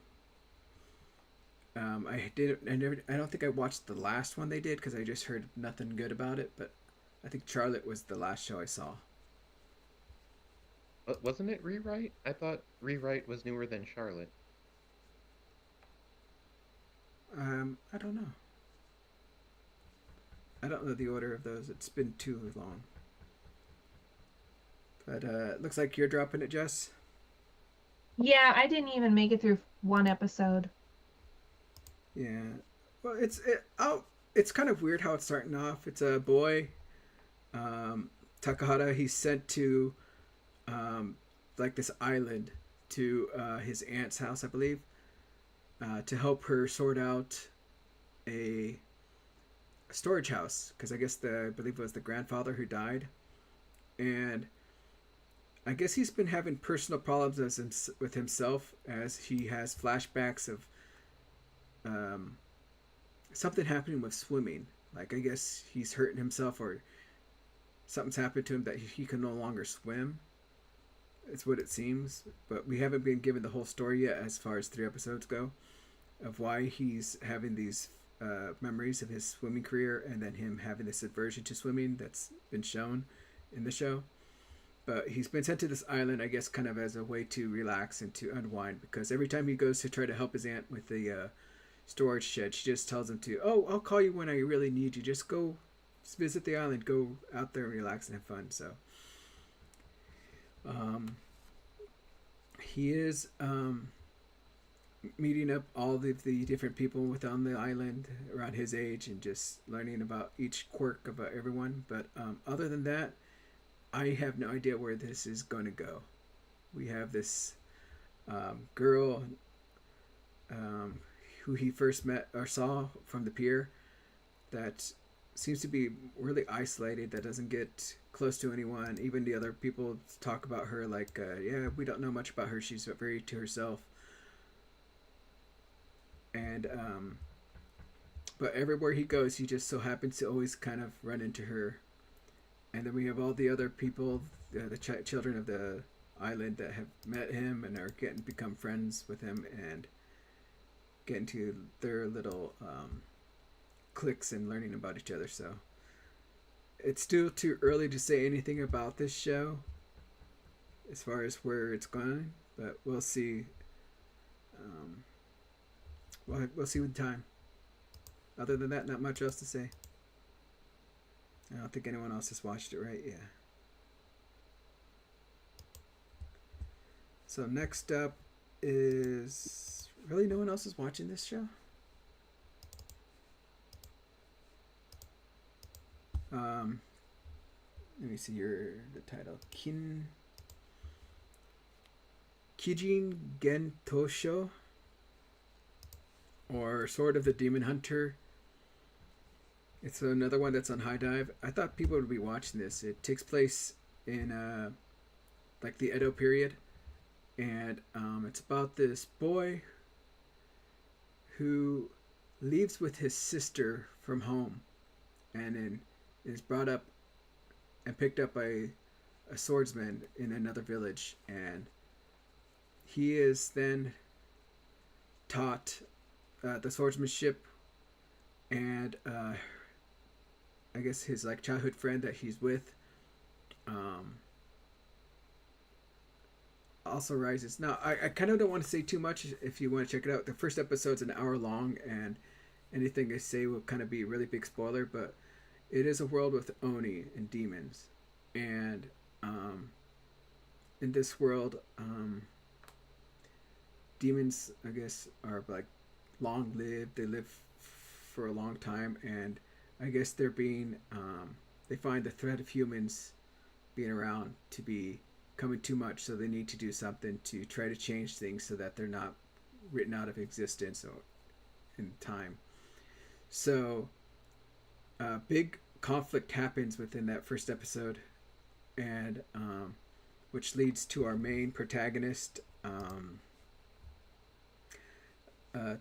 Yashiro, to then go out and set on a journey to defeat the Oni that have caused this big conflict. And his number one goal is to then basically exterminate all the Oni. So, um, I don't. There's a lot I could say about it, but I don't want to spoil it because the first episode's really, really interesting. I would highly recommend you at least watch the first episode. It's about 45 minutes because it's like a 2 episode length. But it was really, really entertaining. Even the second episode was, as they continue on, was really nice. I would admit that after that, the third episode, it's kind of moving on to a story arc of how things are going to go. So we'll see how it goes on from there. But it kind of seemed that within the end of the first episode, it's going to continue on to modern time. So I thought it was going to skip into today, but it's right back to where in the Edo period as we follow Yashido on this journey. So. Did anyone not hear about this, or is just everyone was like, we don't need to watch it? I attempted watching an episode and I just kind of had to drop it for time. Not really kind of my genre. Okay.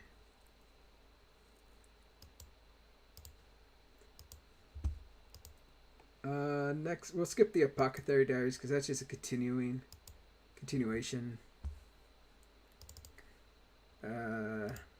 Next is The Beginning After the End.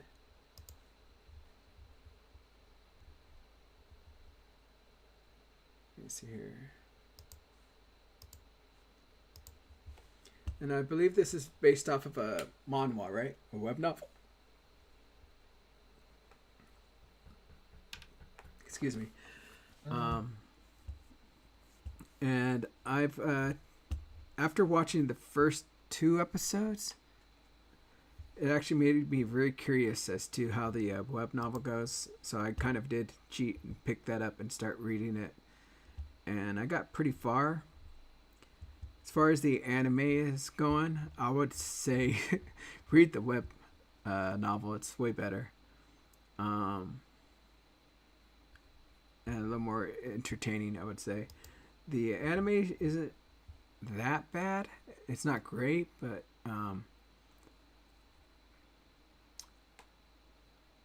we'll have to see. I probably won't continue on because, like I said, I've read the web novel, so it probably will be dropped here soon. But what do you have to say about it, Nick?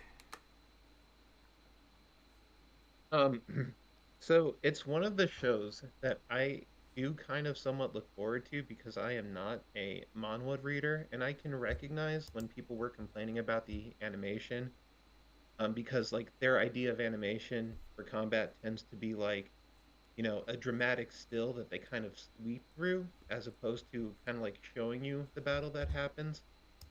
But realistically, I'm not gonna read it. If I want the story at all, I have to kind of get it animated, and I kind of like where it's going because I'm getting this like, and I'm not saying it's going this way, but um, with the more recent episodes I've been seeing, I kind of reminisced about books that I've read in the past, like Aragon, for example, is kind of like bringing me some weird like American vibes from the story. But other than that, I embarrassingly also admit that I just like fell for this thing's opening and I like went out of my way to buy it and I just love this thing's opening. So, I don't remember the opening too much. I'll probably have to go back and check. if it's not you, it's not you, but I went out of my way to buy it right away. So Yeah. So I think in a nutshell, it's this guy that's just reborn, right? I don't think it's an isekai. yeah, He's just reborn, right? it's a reincarnation show where he came from another world, not Earth. He was a king there. He was one of the most skillful people there because the throne was not inherited; it was contested for. And he did not like the politics that he inherited, so he actually set about to change them. And all that we know is he dies. And while reborn, because he had such great key mastery, he's able to kind of manipulate the mana system of this world based off that experience and he's able to do things at an incredibly young age. But something that's kind of also interesting is he's running into a lot of people from the world that he reincarnated from as well, who have gotten there before him. So he's seldom running into, you know, uh, people he's run into in his past. And in his past, he was a very ruthless, calculated leader. He did not make emotional decisions. He did not have much empathy. He grew up in a real, um, kind of fight for survival scenario. And what they're kind of focusing on in this story is that he's been brought up in a very caring way now. He wasn't an orphan. He had that family. He's building those bonds. He's being shown to not like dwell in his negative emotions. And that's something that I do appreciate from the show. Like I just kind of like, shows that, have that character. Like I'm kind of a little bit of a sucker for those like, OP dude shows. And if they do things that I like, I'm certainly watching it. All right. Well, I can't wait to hear more about it from you. I may check a few episodes every once in a while to see how it goes according to the manhwa, but other than that, let's go on to the next title, which is another fantasy here. The Brilliant Healer's New Life in the Shadows.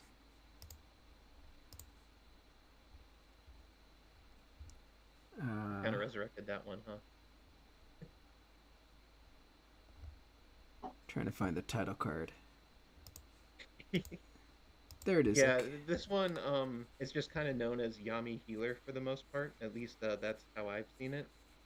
And it pretty much is, you know, a very similar to the story that we just came from. Dude was kind of an orphan in the slums. He had a mentor that we don't know much about. The mentor taught him how to use magic. And in this world, healing magic is particularly sought after. There are other offensive and defensive types as well. Like if you were capable of healing magic, there's like licensed healers who were capable of doing these feats. And he was kind of taken in by this guild that was very much so ran him like a black company would. And he never really understood that, he has this opinion that because he was from the slums and he's like taught by this mentor and he doesn't have a license, that he's not properly taught and he can't do the things that licensed people could do, and he's not that good. But it kind of turns out that since he was brought up from the ground up, he's actually kind of and this is where it's not clear if the mentor taught him how to do things or if he just discovered it on his own, but he's actually quite overpowered and doesn't realize it. And um while the show, I wouldn't say is charmed via the action or the combat, kind of like, another negative point of the one we just came from. One of the things that I like about this show is it kind of makes those like somewhat dire, dramatic um, scenarios that the character experiences, goes through, and sometimes a show just like puts a very positive spin on the outcome due to like not like the character's very powerful. He doesn't have to worry about combat. He comes out of it, but it just puts such a nice spin on like it's kind of hard for me to describe because it's not exactly growing as a person, but it just makes these like like for me charming scenarios for me that I just like can't get enough of. And it's like, yeah, go do the thing and have a happy ending, and I just really like that. So, I believe the source is a light novel, but I've read the manga. I've gone out there and read it. Um, I think it's still being released out there. And as far as how you talked about how where he learns and about how he's so much more powerful, I guess they kind of do go into that in the future because of Yeah. the source I've gone through. So hopefully it will answer that for you. But it's Well, been he's already kind of reckoning it, and I just like I'm honed in on like I said, how it produces those, oh no, what's this new, antagonist around the corner going to be like. And oh no, everyone else is kind of like suffering because of this. And, it's not just like we beat the bad guy and move on. It's like we beat the bad guy and make things better for everyone. And that's the thing that I'm kind of like reveling in. It's like, don't show me just you like beating the bad guy. It's like, oh yeah, make things better for everyone. I want to see that too. Mm-hmm. But I've been somewhat enjoying this show as well. Um, it is very we call it harem type of show as well. As with all these characters that were being introduced that just kind of fall into him. But other than that, it's I would say it's decent. I think when it comes to the like these healer things, there's that other show that was like the healer that came from another world, and he uses healing magic the wrong way. Kind of found that a little more fun than this, but all in all, this is okay in its own way. And as we go through, we'll learn more about Xenos and how he became to be, and we'll maybe learn about his teacher. We'll see. But his relationship with Carmilla and the residents of the slums has been pretty fun.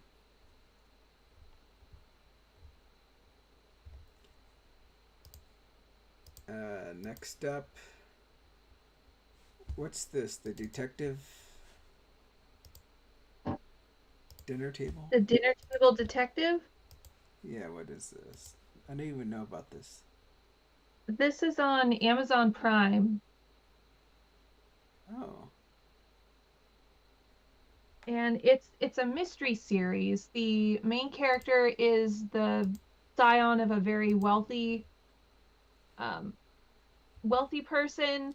She is moonlighting as a detective. She's kind of incognito. She's got a secret identity, you could say. And she's trying to solve a murder at this party. However, she's really bad at that.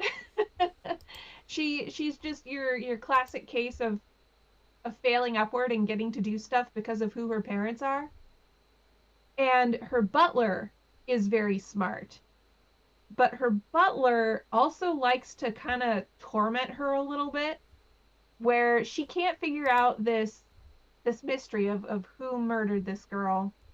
And the butler's all, well, it's pretty obvious if you thought about it. Are you stupid? Do you not like to think?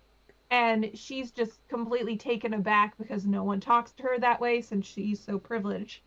So I kind of like that kind of sadistic dynamic between this butler, who should be fawning all over her, but is in fact doing the opposite. But the other part I really like is that the mysteries are solvable, that all of the clues are laid out so that you as the viewer can put the pieces together and arrive at a conclusion. And it's not a case of, that the mysteries are necessarily easy to solve or that they're predictable to solve. They're logical. And I love that. Now, I've only seen 2 episodes, so hopefully it will keep maintaining that level of quality in the way the mysteries are written. But I'm having fun with this one, and I'll let you guys know how it turns out. Interesting. So it's not like Detective Conan where it's like to solve the mystery was this one piece that only he saw that we never saw. We have no idea. No, not so far. It's been very respectful of the viewer. And no crazy story like using 100 masks to tie a knife to stab someone that's clearly across the room without going into the room.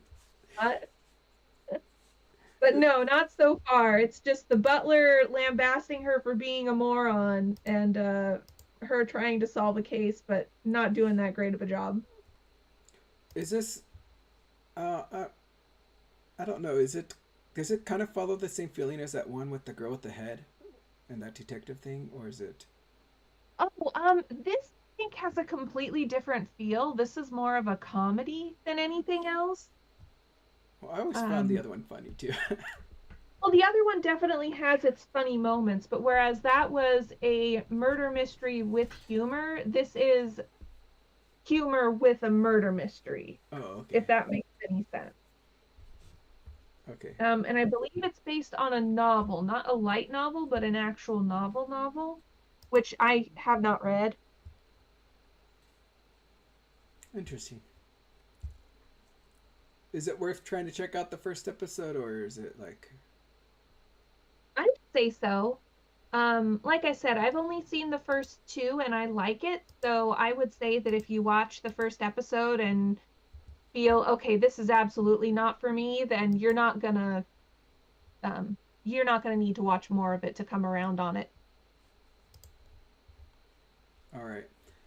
So I'm not sure how everyone else is doing on time because this is actually going longer than we usually do. So, how I do have to leave here. was there anything you really wanted to Same talk here. about, or?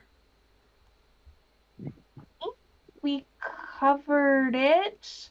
I mean, I wanted to hear everyone else's opinions on stuff, but I'm done talking. All right. I may just go on a rant on myself then, because I don't think Vinny's watched anything below this, and so if you guys need to go, I don't want to hold you up. I know we've gone quite longer than we usually do, so. Okay. Well, it was fun Okey hanging out doke. with everybody. Y'all have a nice one. See you Yep. next time. Bye bye. Bye Bye. bye. Bye bye. The next up is this Gorilla Girl, which I don't think.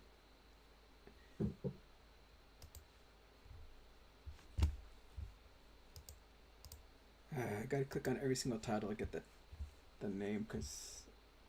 Why do I do this? I put everything in English, the English name, but all the titles are in Japanese, so nothing matches up. But, yeah. The Gorilla's got to go girl. I read that kind of weird, but it's because I saw the name underneath. It's like Gorilla no Kami Kara Kago Sareta Reijo wa Oritsu Kashidan de Kawaii Garareru. That's a mouthful. Yes. I'd have to pop it open another tab. I have no way to see it. But yeah, so this is I think you're kind of like reverse harem show where this girl Sophia in this world, actually it's kind of weird that at a certain age they all gain a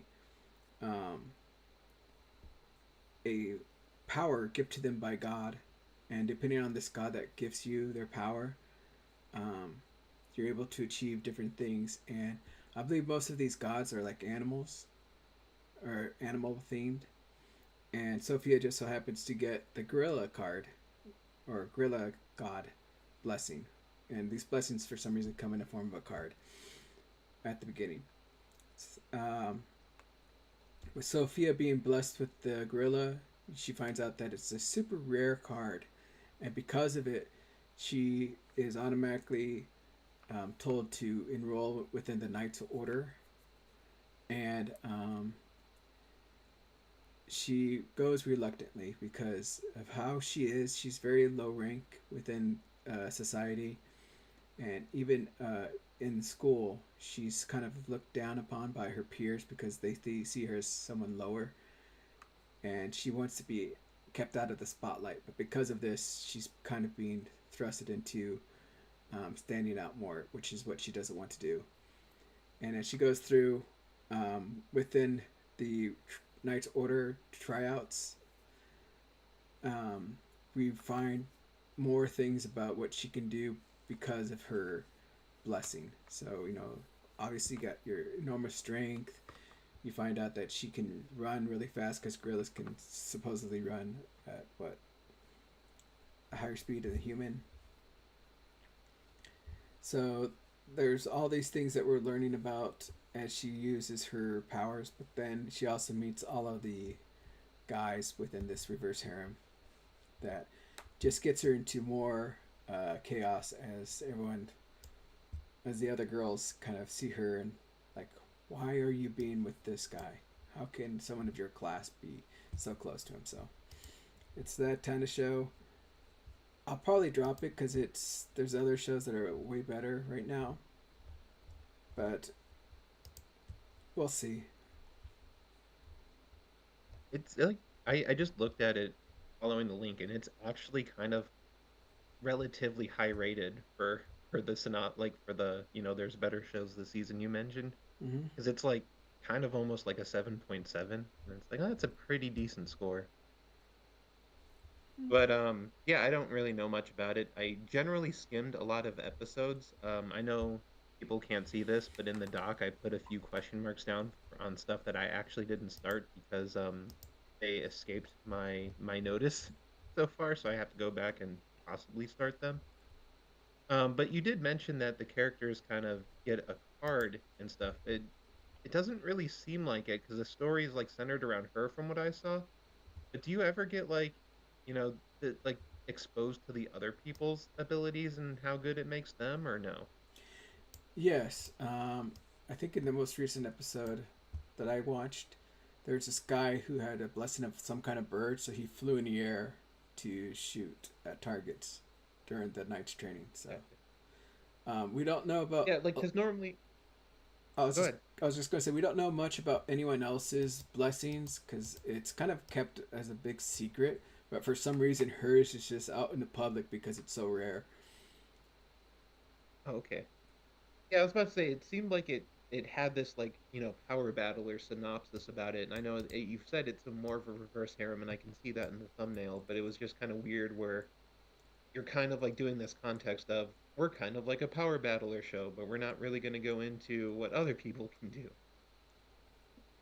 Yeah, like I said, they only just showed that one guy. We haven't seen much of anyone else. But I understand. rather than like I said, most of the conflict so far has just been with the other girls in the school. But recently we have uh, a, an attack that's kind of been suggested that may happen. So they're being kept on alert while also trying to be incognito. So um, right now it kind of left on the cliffhanger where I was at. So we'll see if it how they resolve this conflict. But she's finding it very hard to do her job, and while the other girls are kind of jealous or doing what they do to her. Next up is going to be the Shunji family children. Let me get the title card.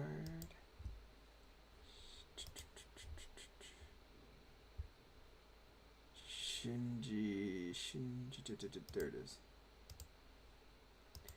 And this one was somewhat strange, but also a little fun for me. But it's just really weird. There's the Shunji family, which has 7 children that reside within a mansion, and they're seen as the tops of the top. They're everyone knows about them, knows about their family, how successful they are, and Shunji, which is or Arata, I should say. Shinji's the family name. Arata is supposedly going to be the heir, as he's probably the eldest son. I'm not 100% sure. I've kind of forgotten a little bit of where he falls within it, but there are mostly girls that are older, and then he comes into place, and then there's one other boy. So it's him, one other boy with 5 girls. So he finds a problem with one of his sisters as she reveals to him that she's in love with him. And of course, being siblings, he can't respond to that. Plus, she also doesn't kind of want to respond to him. He's always seen her as a sister, right? So, kind of there's an issue with it. But he figures that with as she gets older, she'll realize that these are more of feelings of admiration rather than love, and things will probably change as time goes on. But at the youngest's birthday, they're given a bombshell that they're actually all adopted, that none of them are related to each other at all, much less the father, and that that now opens a new can of worms, and also spurs Kotone, which is the youngest, to now push with her uh, agenda of being with Arata, as now they're no longer siblings, right? So as we go through, I haven't seen past 3 episodes, but it seems that Kotoka has kind of confronted him one more time, but it probably won't be the last. And he's also trying to keep this firm stance on that these are my family members. I can't be doing anything with my family members.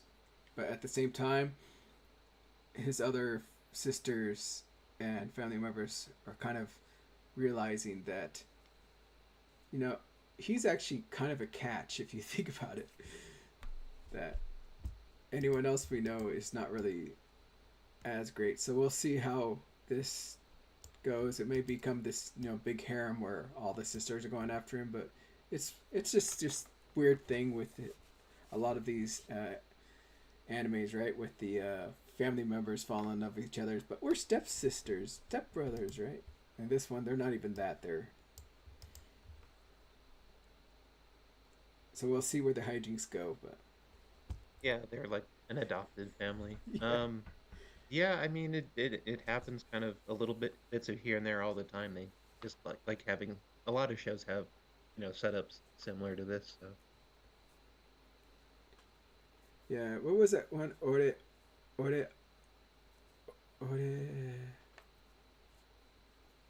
Oh man, I can't remember the name. Oh, the short name of it. But my sister's cute or something weird that kind of started this whole, or made the sisters' love story popular with Kirino. I hate that you said it because I was picturing one that I thought you were talking about, but then you said my sister's cute, and I just thought of Ore Imo, and I'm like, I don't think that's the one he's talking about. Yeah, Ore Imo. Yeah. Oh, it's Ore Imo. For some reason, I was thinking of Oniai at first, because that's another one Yeah. where they're brother and sister, and the sister really loves the brother. There's a lot of these shows out there if you actually go out and check it. Thinking back to that one, like I always remember that, the sister wanted like life advice and stuff, but they never really sold in the anime that the protagonist like thought his sister was actually like, too cute or any like they never really put that commentary or put that vibe there like you do nowadays. I think they kind of show it in the later season, like near the end of the season or the second season or whatever, however seasons got, because she even has this thing where he lives alone, right? And it's because the father finds out that these two are kind of like each other, so he kind of kicks him out to. It's just really, it's just been so long. I can't remember all the details, but she eventually gets her friend to take care of him because he needs to study and go to or for school and everything. It's just I may have to go back and rewatch that show, or at least catch up on little parts of it. But as you can see, this show is it's actually really well designed, I thought, as far as the animation goes. I mean, there's nothing really extravagant about it. It's not like a combat show, but everything seems to flow smoothly and everything's going at a decent pace. So we'll see how things go. It's too hard to tell with the first 3 episodes, but it caught my attention at least a little bit for what it was.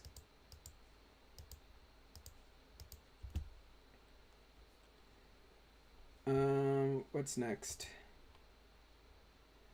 Oh, the saint. That's the perfect saint. This was another one that after the first, I think this was actually the first episode that I went out and read the manga, because I think someone mentioned to me that the manga was better.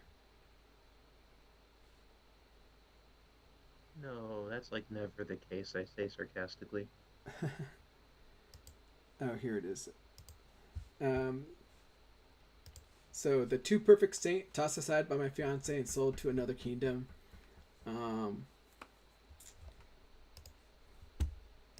So we follow the perfect saint Phila, Philia, which she's a very stoic character where she has a hard time expressing her emotions. She doesn't smile. She doesn't really express herself, but she also kind of seems that she doesn't draw in too much into herself as well, where, as far as happiness and things that excite her. The only thing we're kind of given is that her younger sister is the only thing that gives her pleasure and that she absolutely loves to death. But because of her family and how they've treated her, they've kind of casted her out at a young age to do her saintly training, and she's lived away from the family for a lot of that time to just be driven into this perfect being. And she herself has also driven herself above and beyond to try to get the recognition of her family, and that she's actually achieves a lot and becomes a recognized saint by everyone, and even becomes engaged to the prince. But because of how she is and how she's viewed by everyone else, kids kind of are scared at her. People think she's looking down at them because she doesn't really emote, and so she's kind of given this negative persona, while her sister, who is lively and who is just lovable, smiles at everyone, is very interactive with everyone, is seen as this wonderful saint, as she's also become a saint as well herself, and everyone sees her in such high regard. But because of this, another kingdom is going through some troubles as their saint has died, and the prince sees this as a perfect chance to get rid of Philia and sells her to the other kingdom, because he feels that with Mia, the younger sister, he can accomplish more with this lovable saint that everyone just absolutely loves, and also finds that with him being the prince and how beautiful she is, that he'll marry her instead of Philia. So there starts our big conflict, and as she goes to the other kingdom, she worries about, will she be able to fit in? Will she be able to, live up to their expectations? Will she run into the same conflict she had within the kingdom she was in? Because no one really paid attention to her. She was told that she's just, a woman, that she should stay out of certain things, while she was just doing her best to help everyone with the training that she's gotten. So,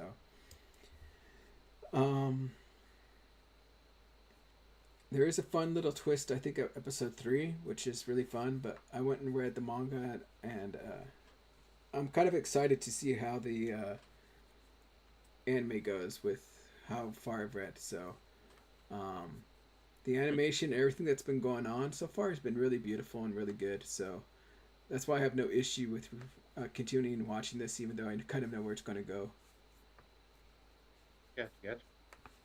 Yeah. It's one of those shows I kind of actually will highly recommend to certain people, because it's really good.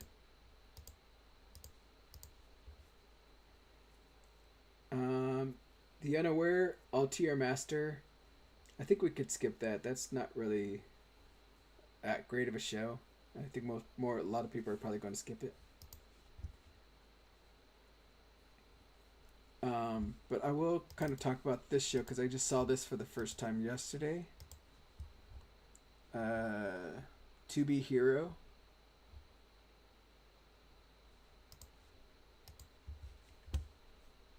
X. And it's really strange. It's a 3D animation style show where everything is done with these 3D models and the whole world. But at certain moments, I think there's this whole battle that took place where it was actually all in 2D. So I kind of like how they did that, rather than taking a 2D and then using 3D to do this terrible fight scene that I've seen in some shows. They decided to use the 2D to really uh, make these fight scenes just stand out and be very dynamic. But in this show, Lin is this. I guess he works for a producing company where he helps publish or um, sponsor or get heroes publication, right? So he can boost them up to up the rankings, let everyone know about them. And he's just during one of his meetings, he is told that his ideas are just dumb and they're not worth it. That he's fired. You know, they're trying to get rid of him because he feels that he's not qualified. And as he's lamenting on like how everything's going, one of the heroes that he was just working on shows up before him. I think the hero's name was what was the hero's name now? I can't remember the hero's name. But he just so happens to appear before him and then jumps off a building and committed suicide. It's like, what? Soon after, people show up and they lock him up as because he was the witness, and they want to cover this up because losing him would be a great loss for the company. So as he's conflicted of what to do and he doesn't want to, disappear, they realize that he has the same build, same kind of features as the hero, and they decide to cover up this mystery with making him become the hero. They even train him, and in this world, it's kind of weird that the trust that people have in you kind of give you the power. And so if people see you as the hero, you'll gain the power of that hero. And if as people see things and have a specific view of you, your abilities will change and also reflect that. So it's a really strange show.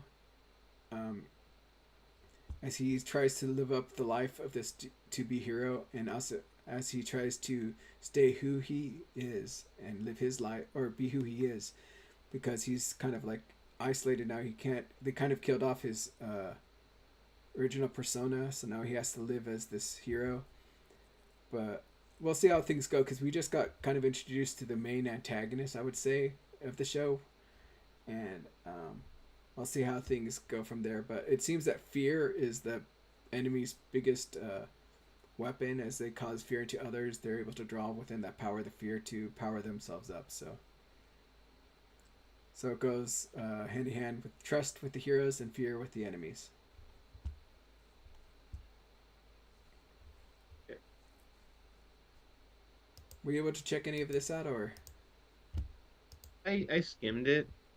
One of the things that I wasn't clear on, and I was trying to look up, but I haven't been able to find it definitively, is I thought somebody who was mentioning this thing in one of my groups was saying that it came from like the people who are animating it also did, and don't quote me on this, but this is what I was trying to find out. But did the what was that really popular like game that got an anime recently? Because I know you had Cyberpunk, then you had another one that was like more of a MOBA.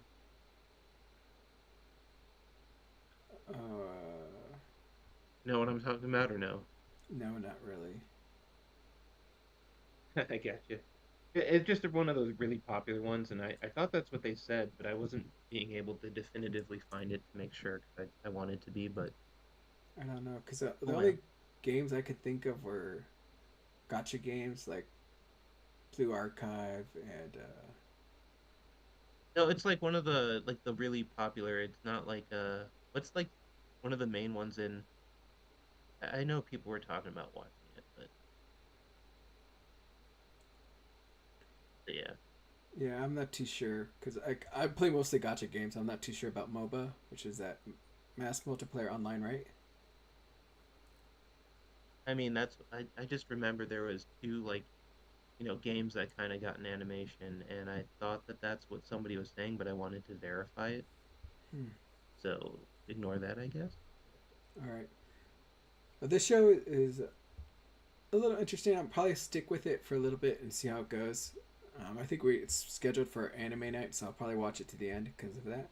But other than that, not much else to say about this. It is on Crunchyroll. And we'll go on to the next title, which is Witch Watch. And the thing about Witch Watch, I believe they had a movie version of it, right? The first 3 episodes in theaters.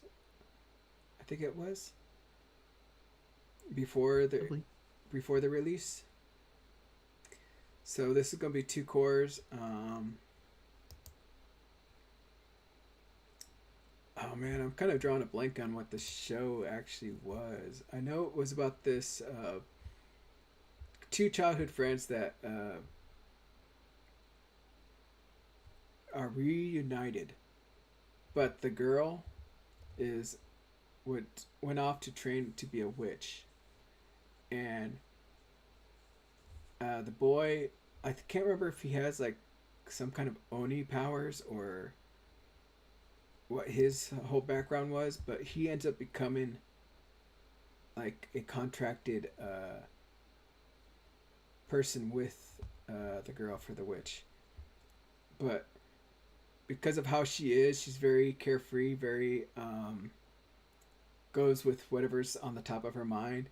She also causes a lot of problems for him. Like she'd be like, "Oh, I can." She kind of wants to show off to him and show how great she is, which also leads to a lot of problems and issues where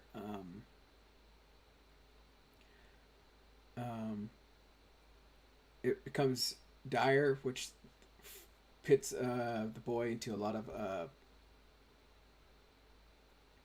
conflicts. Like I think she turns herself like as flat as paper at one point and starts floating in the wind, and he has to chase after her. And he's going through buildings, going through traffic. I can't remember everything that happened, but he's just put into this situation where it's really rough for him. But while he finds it hard and difficult, he's kind of also kind of has that like it's kind of good to be back with her. It's this fun little antics where these two are going to now live together and go to school, and we'll see how things go.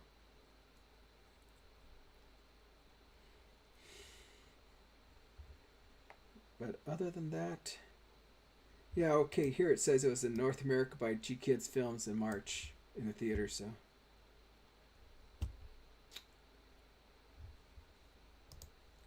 other than that, was there anything else you kind of were wondering about? Oh yeah, there's one more title. Since we're talking about ecchi titles, right? There's the Takamine-san, and then there was the other show that you mentioned. But there's also Oh, Yon. it's really easy to remember because if you know shows like how Deus Ex Machina, well, her name is Machina. Machina. Like it's real easy. But we also have this show, which is Chotto dake ai ga omoi dark elf ga isekai kara oikaketa kita. Or the yonder dark elf. She chases me all the way from another world. Now these are actually shorts, so they're about 12 minutes long. It's about our boy Isekai saves the world and is returned home. But this dark elf that was just infatuated with him decides to chase him all the way to his world and finds a way to get there.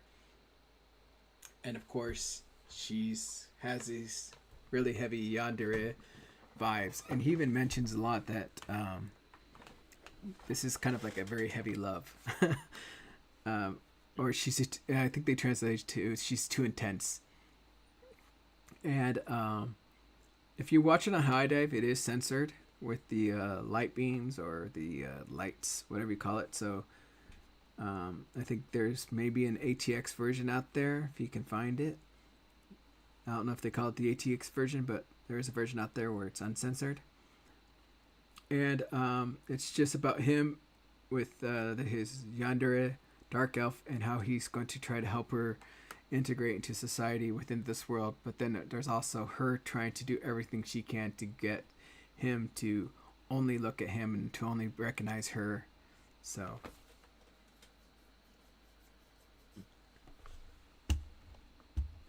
Yeah, I skimmed the first episode on this one, so I have like an idea about it. I just didn't know how, like, what, anything beyond that was going to look like.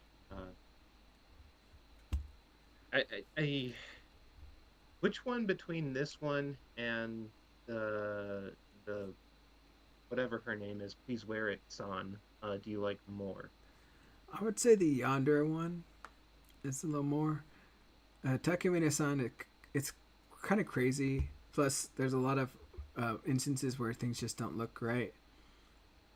Well, I guess because yonder is so short, it doesn't seem so bad. But also, it's kind of building her as a character, making new friends, while the other one's just her always messing with this one guy, kind of thing. So it does have some growth with them. And but I will admit it's a little more looter than the other one. While the other one has him trying to, these places where he has to put on her underwear, where he doesn't want to look. This one just has her flat out, jumping on top of him, grabbing him, pushing him into her breasts, and just going full on out, anything she can to get him. I mean, there's a point where I think she even has him to kiss her all over her body because she's like, I hurt myself, kiss it to make the pain go away, and it hurts here, it hurts, she directs him to different places. So it goes above and beyond. But other than that, I think that's all the shows. Was there anything you wanted to mention, or? No, the only other show that I've seen was the new season of Windbreaker, which the only thing I can say there is it seems like a slog for me sometimes to want to start an episode, but once I do, it always has phenomenal, like, scenario resolution and character kind of, like, inside growth development, whatever you want to call it. It nails those scenes so well. I just don't understand why I don't want to start it sometimes. But anytime I do, and like there's, a resolution or something has happened recently, I'm in for a good time. I really like how it presents things. You gotta make me think of back in the day when I was watching Perfect Blue. Like, I hated that movie back in the day. Like, I'd never wanted to watch it. I'm like, ugh, I don't want to see this. But once it was playing, I couldn't stop watching it. I had to watch it to the end. To the point where now I'm like, I gotta convince myself I like it. But other than that, then I guess I'll say I'd like to say thank you, Nick, for joining us. I'm so happy to see you. I hope you can join us more often. I'll get you a little avatar made for you. It just depends on if I'm crashed or not. All right. A lot of times I've been. I'm really excited. Like, I think the last time I talked to you was last year during a certain con. So it's really fun to meet you. Oh, and I kind of want to talk to you after this because I got some Y Schwartz cards. I know you're into that too, so that's pretty cool. But other than that, I'd like to say thank you to everyone. We got Jessica, Vinny, and Albert who left a little bit early. I'd like to thank them for always joining me in these. We kind of ran this a little late and a little long as well because of conventions that was happening that I was at. So hopefully we can do the end of the season in a timely manner, and we'll see how things go. If you have any questions or want to talk with us, we have our Discord up. Albert, Vinny, and Jessica post quite often and give us really good insight onto a lot of things. Besides anime, we also do a lot of insight to anime goods and stuff, figures and other things that we just love to collect. And so be sure to join us and check it out. And other than that, I do host an anime night. So check with us if you want to watch anime with us and check out the different titles we have. I guess that's it, right? Bye bye.